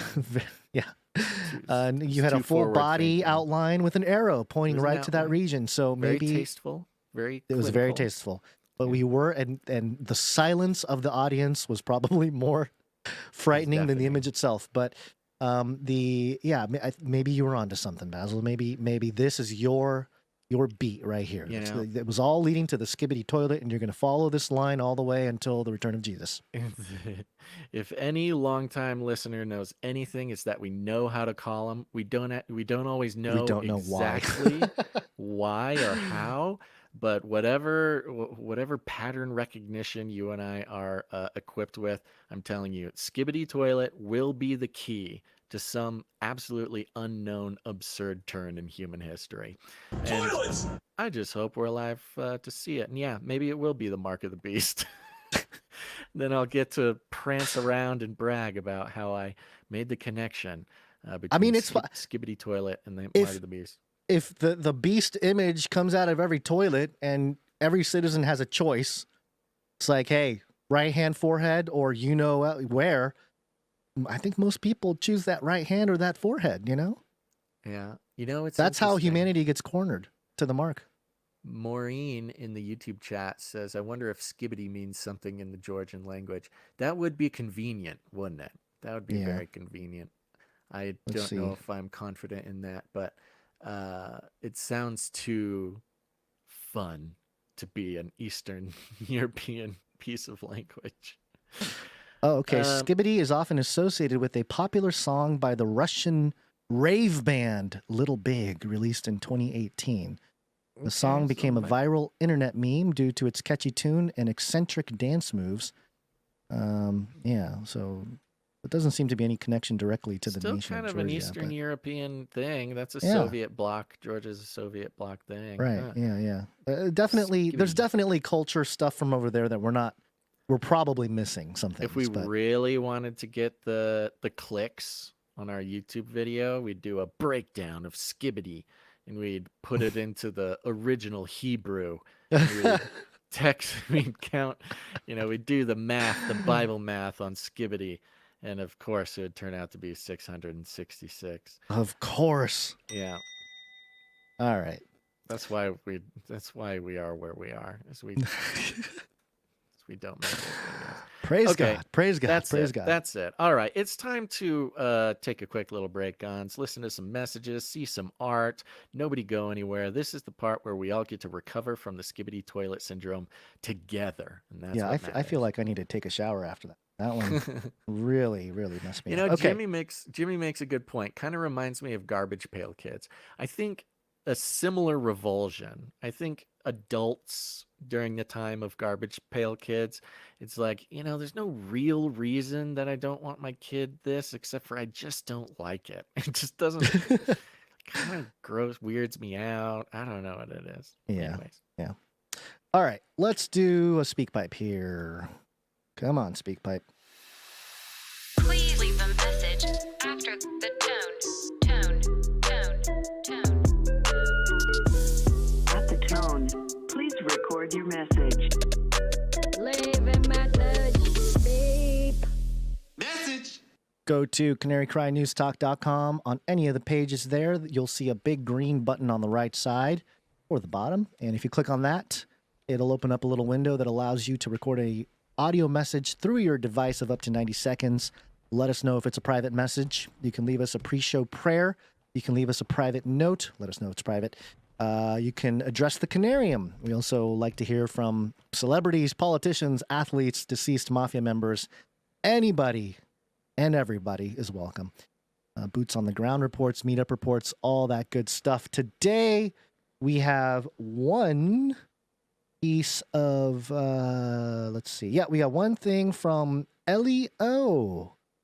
Let's see, what does Elio have to say? Hi, Basil. Hi, Gons. It's Elio from England. Just to say, I'm on that school app, and for some reason, when I go on people's profiles, there's no yellow buttons to follow back. It's really annoying me. Can you do something? Thanks. Yes, I saw this. I responded to Elio on the School app. And for those who don't know, School is a platform we are using for the Age of Deceit 4 focus group. It is a very robust platform, which we're enjoying very much so far. Elio, I think I answered your question on the app. But the button is not yellow, it is gray, but you can still click it and the follow should work. Send me a DM if you need any more help. Yes, the Age of Deceit focus group is cranking. We've gone through phase 1 and phase 2 of invites. There's one more phase. Phase 3 is coming at you. And it's very cool. Gons, you and I have talked about it. We like it very much. It's a very good, robust mixture of sort of a social platform base. So it's kind of like we're a social media thing, but it's all producers and it's all people there for the same reason, which is for the Age of Deceit 4 focus group to make the film as best as it could possibly be. So it's really fun for me. I get a little bit too distracted on social media. I get too caught up in drama of whatever, people being mean or, whatever Joe Biden's posting or whatever. So it's kind of like a social media of producers of the show, which is good, but it's like it's more intimate, but focused around getting the job done, which is the Age of Deceit focus group. And people are loving it. It seems so far, very popular. And this is platform, if it continues to work out well, we'll be able to use this and this group and anybody else who joins it to actually mobilize producer energy, I guess, talent, wisdom, into doing all sorts of sweet stuff. So I have plans. I highly recommend people go get on the Age of Deceit for focus group. You go to canarycry.tube to sign up on a monthly producership. Also, t-shirt counselors and supply droppers, they will also be invited to the focus group. I'm having a lot of fun over there. It's like social media without getting overrun, without getting overwhelmed, rather. And everybody's there to work on a project together. It's like part social media, part project management app, part, I don't know. It's all fun is what it is. So I highly recommend. If you haven't seen your invitation yet, go to your email box, just search my name, Basil Rosewater, or search school with a K, SKOOL. And if you've received an invitation, you will find it. And if you don't see it, there's a good chance that you will get it this week as well. Cool. Yep. I was sending you some notes, Basil, on some stuff. I don't know if you read any of it, but I don't know. Where'd you send them?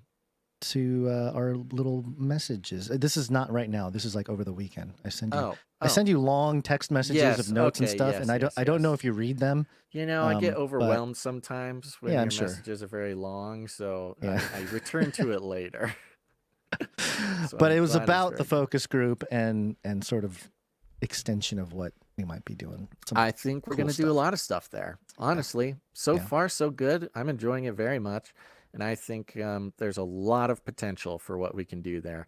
And I hope producers, I hope that encourages them to get involved and stay involved. There's also like this fun gamified aspect to it. Like there's a leaderboard and like a gamified thing and people are getting competitive and it's very fun.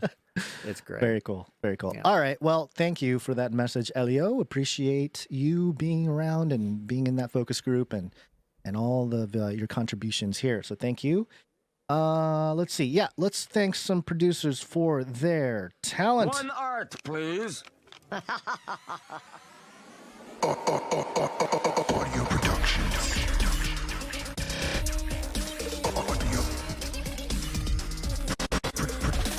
One art, please. Value for value means we produce content that is absolutely free. And if you have a God-given talent and you'd like to give value back to the show, then please do. Help us build the community or the culture here behind the community. And let's combat all this nonsense out there. Let's combat the Skibidi toilet. Fight the Skibidi. Fight the Skibidi with our own crew of memes and references that nobody understands, except for people in-house. We're going to start it off today with something from Jonathan F. Jonathan F. And he said, hello, just the 100 executive streak. 100 executive streak. Boom. There it is. Wow. So we'll keep that in the chamber for Sir Alex Protocol V2, Knight of the Burium Protocol, who is approaching 100 episodes or executive streaks, or what is it? Executive streak? Yep. Yeah, 100 executive streaks. So there you go. Thank you very much, Jonathan F., for answering the call. To really our request. appreciate it. Yes, that's awesome. Somebody, forget who it was. I hope I'm not being mean or embarrassing somebody. I don't mean to, but somebody was like, you guys calling out Jonathan F. like that. Yeah, that's a little much. He's like, no, we just Jonathan F. He's there. He's a producer. He answers the call. That's what he does. All right. Thank you very much, Jonathan F. We also got something from Jolmes, and this time Jolmes is doubling up today because he does also have the last of his microfiction. So we'll get to that in a second. But for audio production, he sent this in, and he simply wrote in his note, Sir Morph?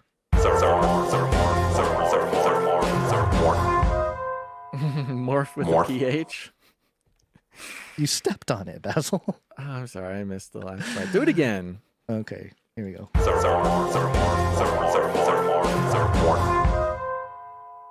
Morph. Morph. That's very fun. I got to be honest, that jingle gives me the Skibidi vibes a little bit. Maybe it's because I've been staring at the pictures all last so 20 minutes. Right now. But yeah, it's just I can understand why kids are into it. It just kind of takes over everything. Everything you see, it just turns. It's like the GTA phenomenon.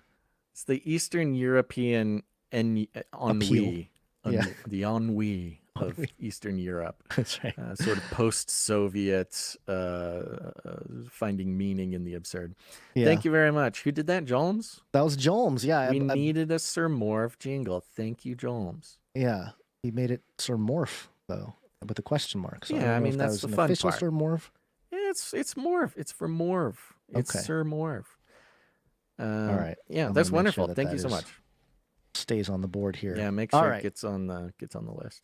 Thank you very much for that. We're going to move on to a couple images here, starting off with the Sentinel. And the Sentinel has a note. Meme Monday, just trying to help fill the temporary gap of visual art producership. Not a professional memer. Well, that's okay. Who's really a professional memer out there? I don't know, but I mean, they're out there. But look, if that's what the Lord is transitioning us into, look. We're not making the decisions here. The producers are barely making the decisions here. God is doing what God wants to do. And if God is transitioning the art section into a meme section, I am here for it. He leads, I follow. Yeah, it's all mimetic. Would you like to explain this first meme here with the Drake? Yeah, I need to. I mean, what this is also doing is encouraging me to is up my academic meme game, because all of these memes have official names to them and stuff. So if I'm going to be describing memes, I should get my my academic descriptions better. But this is the Drake meme with the big puffy jacket, where the first cell he's turning his face away and blocking what's next to him, and the next one is him pointing and smiling and agreeing with. So in the first one, Drake says no to 1 like equals better algorithms, but he does like 1 like equals 1 praise Jesus. And that is how it is. That is very good, and we should put this in the can, Gons, for when we ask for likes and stuff. Yeah, we should. That's 1 fine. I'll like, leave it up here. nobody likes the show when it says it helps the algorithms. Nobody cares about that. But 1 like equals 1 praise Jesus. How could you resist? 1 like equals 1 praise Jesus, people. Hit the like button. What are you doing? Not even Drake. This is called the Drake Hotline Bling meme. That's what it is. Hotline Bling. Yeah. Hotline Bling. There you go. Yeah, thank you very much. The Sentinel. Appreciate your contributions here with your memory. We also, interestingly enough, we got another one here from Warriors of Yah. Warriors of Yah came in with a note. Shalom, Canary Bros. So I recently heard that memes are accepted as art. Mm-hmm. Here's a few that came to mind. Some throwback content, but not thrown too far back. I enjoy memeing it up. So if they're good, then hey, I'll keep them coming. Meme it up, baby. If not, publicly shame my meme skills, and they won't. Keep up the good work, and thanks for rattling my cage in late 2020. Ah, there you go. There we go. Love it. P.S. I think this qualifies me no longer being a Mooch Master 3000. Okay. PPSS. I'll financial support once Canary Cry. Coffee Bros is a thing. Okay, so we got a caffeine guy. Thank you for that. We're working on it. Yep. So we have a Things are in the couple. works. He actually sent in 4. I think we're going to save 2 of them for next time, but we got 2 here to share with you now. Yes, this one's funny. This is the drowning child meme. See, I gotta get the official names of these things. It's the one where the mom is in the pool, the young girl is jumping into the pool. It's getting a lot of attention, very fun and happy. But in the foreground, the son is having a very hard time swimming. It's called And, distracted rescue worker meme. Yeah. Gons is the mother in this case. It says Gons on Memorial Day. She's Yeah. reaching out, having fun with Gons, little Gonzes on Memorial Day. It's you and your kids at the pool. And the child drowning at the front is Basil attempting to do a solo show. Yeah, that's about how it felt. You nailed love that it. one. See, the memes are powerful. They are. They just an image that represents a whole 2.5 hours of your inaugural bunker episode. Yeah. Yep, that's right. Yeah. There you go. It's memorialized in meme. Mm-hmm. Yeah. We We got did another it. one here. The second one. This One's great. This is it's the school picture of the child with SpongeBob's shirt, who the kid is making the I'm not buying it sort of smirk face. It's 3 cells long, and the first one is Gons fans when Basil interrupts Gons. Next one is Basil when he notices Gons is now the interrupter. And at the end, Wormacoins on the moon that were promised a safe flight. That's very good. See, that's good. I'm sorry to the audio people if it's not hitting. We might need to figure out a way to make this easily acceptable to the audio people. But to the video people, these are quality Canary Cry memes. And it's got that aspect of lore, you got to be in on the lore. It's good. Thank you so much. Who is this? This is coming from Warrior of Yah. Warrior of Yah. Thank you very much. So I'm going to throw my hat in the ring here. Oh boy. And gotta make a meme. I did. I made a meme. Yeah. Okay. Yeah, I made a couple of them. Yeah. This one here I posted on the socials, and the text of the post here says, "You join a new church, and the pastor invites your family over for dinner. What do you bring up first?" And it's that meme of the 2 buttons, and then the guy who's sweating. Yeah, it's a he can't cartoon. decide. He's got 2 buttons. You can't decide. One button says Nephilim. The other button says Synagogue of Satan. Yes. What do you do, Basil? Very good. Very good. Is that a good meme? Am I It's a meming good? valiant attempt.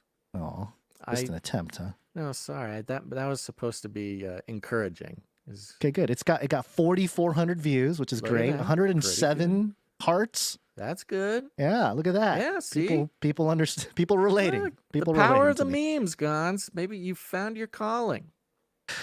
Yeah, obscure eschatology related Bible memes. Yeah. Maybe that's okay. Maybe that's what it was. Yes, it's very specifically obscure eschatology, which there's a big crowd for that out there. Obscure eschatology, certainly a big Venn diagram with the listeners of this show. Yeah. So, yeah. Okay. Who's next here? We had another meme come in, didn't we? I think that was. Oh, there was one. The Oh, Sentinel that sent was one. a Sentinel. Wait. I thought that's the one we just did. Hold on. Nope, there was another one. I'm confused. I think maybe I'm confused. Now I'm confused because we did the Sentinel. That was we did all 3. We did all 3. Okay, yes. Sorry. Yeah. There we go. Okay, we do have a couple microfictions now, I believe. Yes, microfiction. Microfiction. Time. Microfiction. This first one is from Stephen S. Each victim received an IoT data lamp, lava lamp, with a speaker shipped from Amazon. Network traces showed these connected immediately to the Aunt AI solution.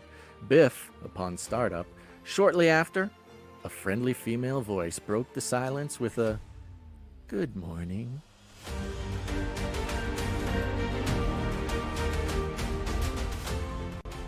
And this is in regards to an article here that is loading. It says, an Israeli entrepreneur wants to end loneliness with a talking lamp-like robot. Oh, it was the lamp robot. Yes, Yeah. of course. Don't Except, trust all the lamps. The only thing I would say is instead of, and I understand what Stephanus is doing with the robot lamp saying good morning. But, you know, in Generation Alpha vernacular, it wouldn't even say the whole good morning. It would just look at you and say, GM. Cons. GM. Cons, you're so old. GM. Ah. Gotta stop. I love that I've made you feel so uncomfortable right now. I mean, we are in a very interesting place, you and I, where you are. I'm older than you. Yeah, but you. I'm further down the cliff. You've of course always been the same amount of older than me, but we're on this very weird line of like you're over 40. Yeah, and that's different. That's different. That's a different. You're in a different. I love you. I love you more than anything, but you have crossed over, and I feel like I'm holding on so tightly, like like I'm reaching over the 40 cliff or something. And yeah, it's not like you're not too far away. You're holding on. We're holding on to each other's wrists, and I'm like, I got you, and you're kind of like, I just want to fall. Actually, I just kind of want to. Yeah. It's a thing. That's how we work. That's good. It is interesting to watch, though, folks. You watch your friends get older right in front of your eyes.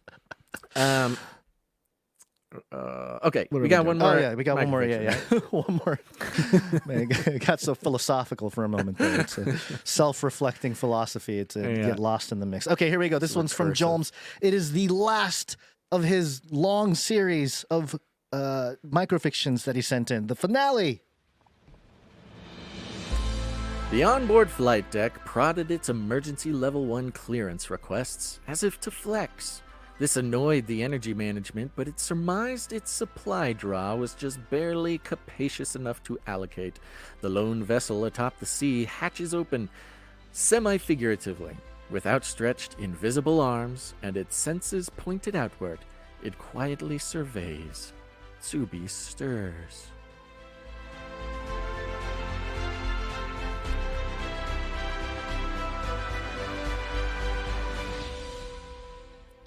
What I thought was very creative about Jolmes's, this whole chapter of Jolmes's work, which is we were basically reading the narrative of computers of a spaceship doing their job, but it was told as if it was like a narrative of people at work, almost like a workplace sitcom, but the different parts of the different computers running a spaceship sort of interacting and trying to do their stuff.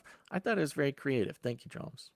Almost like the C.S. Lewis, what was the C.S. Lewis book where the demons converse? Screw tape letters? Screw tape letters, except a little bit, computers. yeah, a little, yeah, a little digi screw tape letters. Digi screw tape letters. There you go. Full of ideas. Mm-hmm. There you go. Thank you very much to all the producers who came in with their talent. Very much appreciated. You can go to canarycry.art and submit your art or memes. Art. I guess we can just, maybe we should change that to meme. No. Memes are stick art. to meme. Art are memes. I guess memes art is a bigger umbrella than meme, right. so we'll stick to art. You can also go to canarycry.report if you'd like to submit an article that we can consider bringing to the show. And I think that's it. Do we have one more story? Yes, we do. What are we talking about? Oh, it's the Nephilim. Oh, hold on. Nephilim. Nephilim update. Nephilim update. Nephilim update. Yeah. Here we go. This is CBS.com. CBS News. Headline: Giant venomous flying spiders with 4-inch legs headed to New York area as they spread across East Coast, experts say. It's got a strange Skibidi toilet vibe. Watch out. Everything has a Skibidi vibe. That's what I'm talking about. The Skibidi spiders. That's what we should have named the show. The occult secrets of the Skibidi toilet popping up all around the place. Yeah, this is there's a video clip of this, so here we go. Let's learn about these scary spiders. This is terrifying. This is huge. This is gonna tear me apart. This is the real scale size of a Euro spider. Are you for real? Why'd you have to do that? Absolutely not. I can't. Here? They haven't been spotted in New York yet, but experts say their migration pattern suggests the next stop is the Big Apple. The situation is we just need to run away. No, they are not harmful to humans because their fangs can't penetrate human skin. They've actually been making their way up from Georgia by hitching rides on cars or using their webs to parachute up to 3 miles. I'm not cool with that. I don't want it landing on my head, though. I saw that in real life, it's fake. We live in a city with roaches and rats and flying rats. If we've learned anything, the wild has a way of making New York home. I think I'm running, but I don't think I'm fast enough. This has 8 legs. I only have 2. Oh, he's just so good on camera. He made it on the news. Good job, I don't think guy. this is the country Georgia, but here's another thing coming from Georgia, Basil. Okay. These venomous Gotta pay attention. venomous Gotta read the spiders. signs. Those are pretty spooky looking spiders. Yeah. So they're native to Georgia. I don't know if I even really fully understand this. Are they traveling to New York because of climate change or something? I don't know. Migratory patterns. You'd think the magnetosphere of the earth is leading these spiders, or climate change is forcing these spiders into the city. There we go. There's a little bit of stuff on this on the CBS article. It says a peer-reviewed study published last October by invasive species expert David Coyle found that the invasive species is here to stay. The arachnids are native to Asia. Oh. This is Xi Jinping. The Chinese brought it here. But were introduced to North Georgia around 2010, the study said, and are continuing to spread. Experts have warned that the spiders could spread to New York since 2022, but none have been detected yet. Oh, that's for sure. I mean, talk about psychological warfare. That Yeah. is definitely CCP psychological warfare. Yeah. Long game. They brought it in 2010. They're letting them accumulate in Georgia.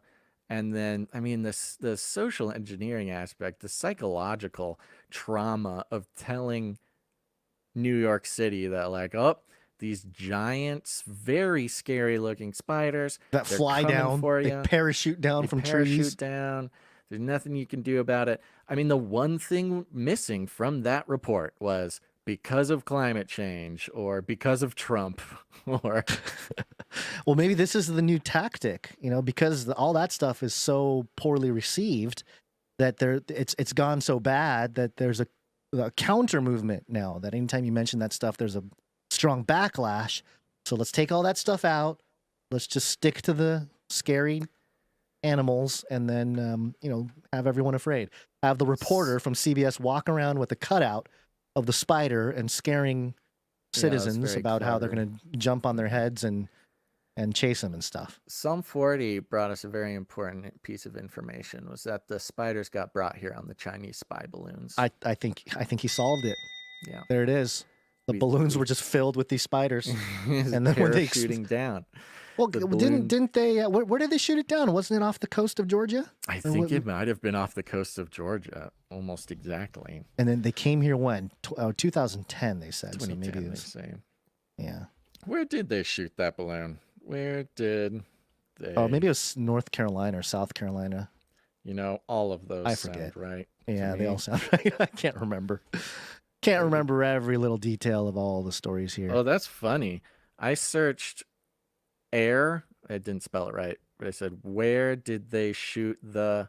And the first Google recommendation is, did they shoot the Chinese balloon down? Well, that's pretty weird. Well, That's they a know what pretty- you're looking at on a Dude, daily I'm on basis there. I'm on DuckDuckGo. Maybe they're listening to me. Yeah, Maybe DuckDuckGo, that's didn't like they some show to AI. be not so great a few years ago? Chinese balloon shot down by U.S. Was it Georgia? We gotta figure it out. Oh wait. The other headline had it. No, it didn't. Sorry about that. Virginia. Was it Virginia? The planes were from South Carolina. Virginia. It was South Carolina. Ocean off the South Carolina Myrtle Beach. coast Yep. Saturday. February Okay. 4th. Well, that's 2023. That's where the Yep. spiders came from. But the Chinese would probably send balloons in 2010. It's probably the same thing. Yeah, we just didn't hear about it in the news. You know. So All we right. got giant Nephilim spiders coming for New Yorkers, so be afraid. They're already in Georgia, so I guess our Georgians people from ain't afraid. Georgia, They're not maybe afraid. they're the ones that took down the. Oh my gosh, I'm blanking on the name of the thing that used to have the depopulation. Georgia Guidestones. The Georgia There it Guidestones. Maybe the spiders were the ones that took it down. Maybe they were released from inside the Georgia Guidestones. Oh, and then there's that Bohemian Grove saying. Okay, we can't just sit here and try to think of things that we know about. We gotta end Weaving this spiders come not here. Remember that? Yes. Maybe that's do. maybe they're here. Maybe they didn't listen to the people over at Bohemian Grove there. That's very possible. It's very Forget you, man. We're coming. Okay. Hey, this is interesting. Just for fun, I was looking at our charts for Canary Cry Radio. Hmm? Oh, I don't know what's going on in Qatar, but Canary Cry Radio is top 100 in Qatar. Whoa. That's interesting. Hey, Qataris. All right, everybody. Thanks for listening to this episode of Canary Cry News Talk, folks. We really appreciate it. Thank you to all of our producers, whether you're coming in with your time, your talent, or your treasure. Make sure to keep an eye on your email, your inbox, your spam folder, your whatever. Look for an invitation from me, Basil Rosewater, to a platform called School. If you are expecting an invitation to the Age of Deceit 4 focus group, I can't wait to see you there. More invites going out this week. Thank you to all of our producers, no matter how you keep this show alive, and we invite more of you. If you get any value, consider participating in the value for value model. I will say this, any producer will tell you this. It is not just something I'm making up. Once you accept the value for value system and you start to see how it works and participating in it and realizing what the sort of corporate economic advertising structure has been keeping from you over these years, you'll love it. You'll absolutely love the value for value model. I promise you that. So I want to thank a couple other producers who make this show possible, starting with the Time Stampers. Timestamp. It's hard work. Timestamp. Time Stampers, we love them. They're very faithful. They do stuff that, man, oh man, Gons and I are just not built to do, and that is timestamp the show. Sometimes they do it live, and it goes into so many of our back-end processes. Gons, who did the timestamps for episode 746? Microphone was muted. Sorry. Jade Bouncerson. Thank you, Jade Bouncerson. Jade Appreciate you. Bouncerson. Thank you very much. Yeah. Thank you to Jam for the links. Thank you to Joe for all the hard work you do for us. Thank you to Clank for clanking. Clank is clanking. He's clanking it up recently. Thank you, Clank. And other than that, share the show, folks. Share it with your friends. Share it with your family. Share it with your family's friends. Share it with your Georgian spiders. And of course, you can share it in all sorts of ways. You can post it on your social media. 1 like equals 1 praise Jesus. Let's go. Amen. But you can also find more unique ways to share it. For instance, you can make a creepy Eastern European themed sort of occult hypnosis video. No, not like Skibidi Toilet. Bibbidi Bird, Bibbidi Canary. That's what it is Bibbidi Canary. Gons is playing some sort of child's animation. It's Cocomelon. This is Cocomelon. It's Cocomelon. We got Cocomelon on the screen. We got to make a Canary Cry Cocomelon. That's what you do. That's how you get them, Gons. That's how you get kids to realize that the mainstream media does not have their best interests at heart. You create a hypnotic, impossible to resist, perfectly formulated piece of child's animation. Get them when they're children. They will grow up in the ways they should go, and that is listening to Canary Cry News Talk. God bless all the parents who listen to the show or watch the show with your kids. You're doing it. You're doing it. Here we go. Oh, and make sure, kids, make some art for the show. Send it in. But we call it rattling cages, and if you need any more instructions, here's what you do. You walk right up to them, grab them by the cage, and then you shake it. Don't The shake end of the baby. world occurred pretty much as we had predicted. I want to shake things up, stir up some controversy, rattle a few cages. Stop that! You'll never silence me. I'm the last angry man, a crusader for the little guy. Leave the bird alone. Never. Rattle a few cages. Rattle a few cages. The human race will have every opportunity to improve. And if they don't? Ask Noah. That's right. Just ask Noah. Guns, you got any last words?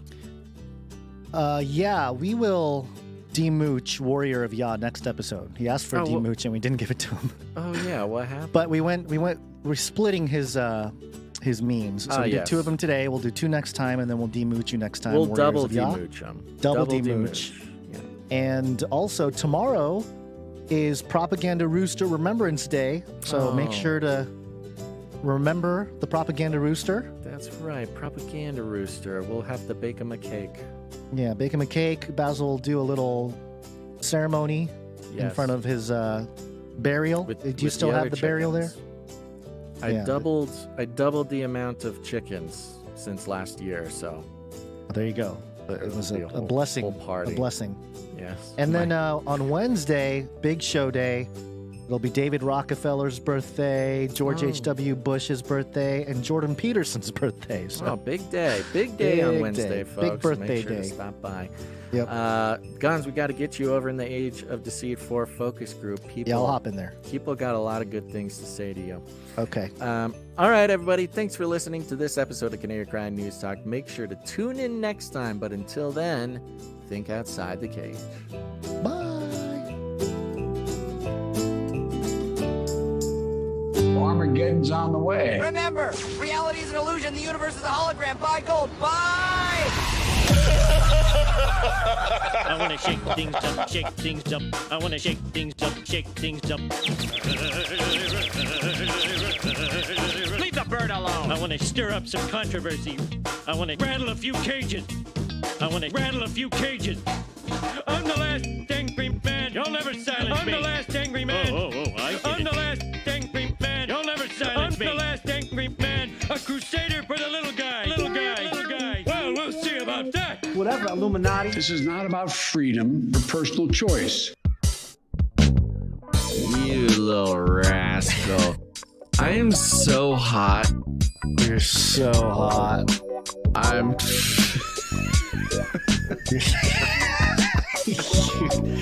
Gons. I am so hot. So hot.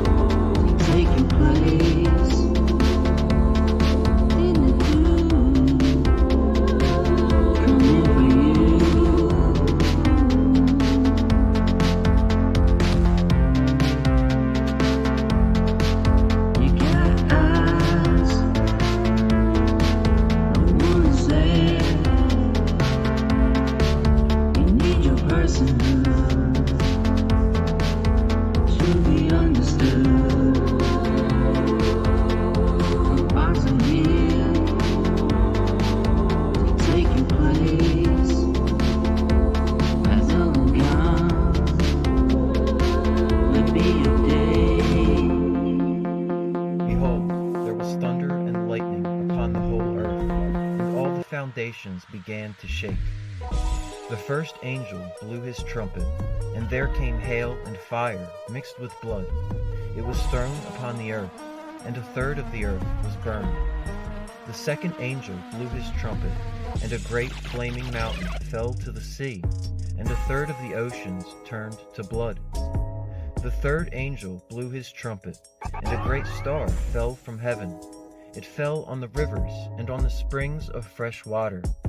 The name of this star is is called wormwood. Therefore, a third of the fresh water became bitter, and many perished from it.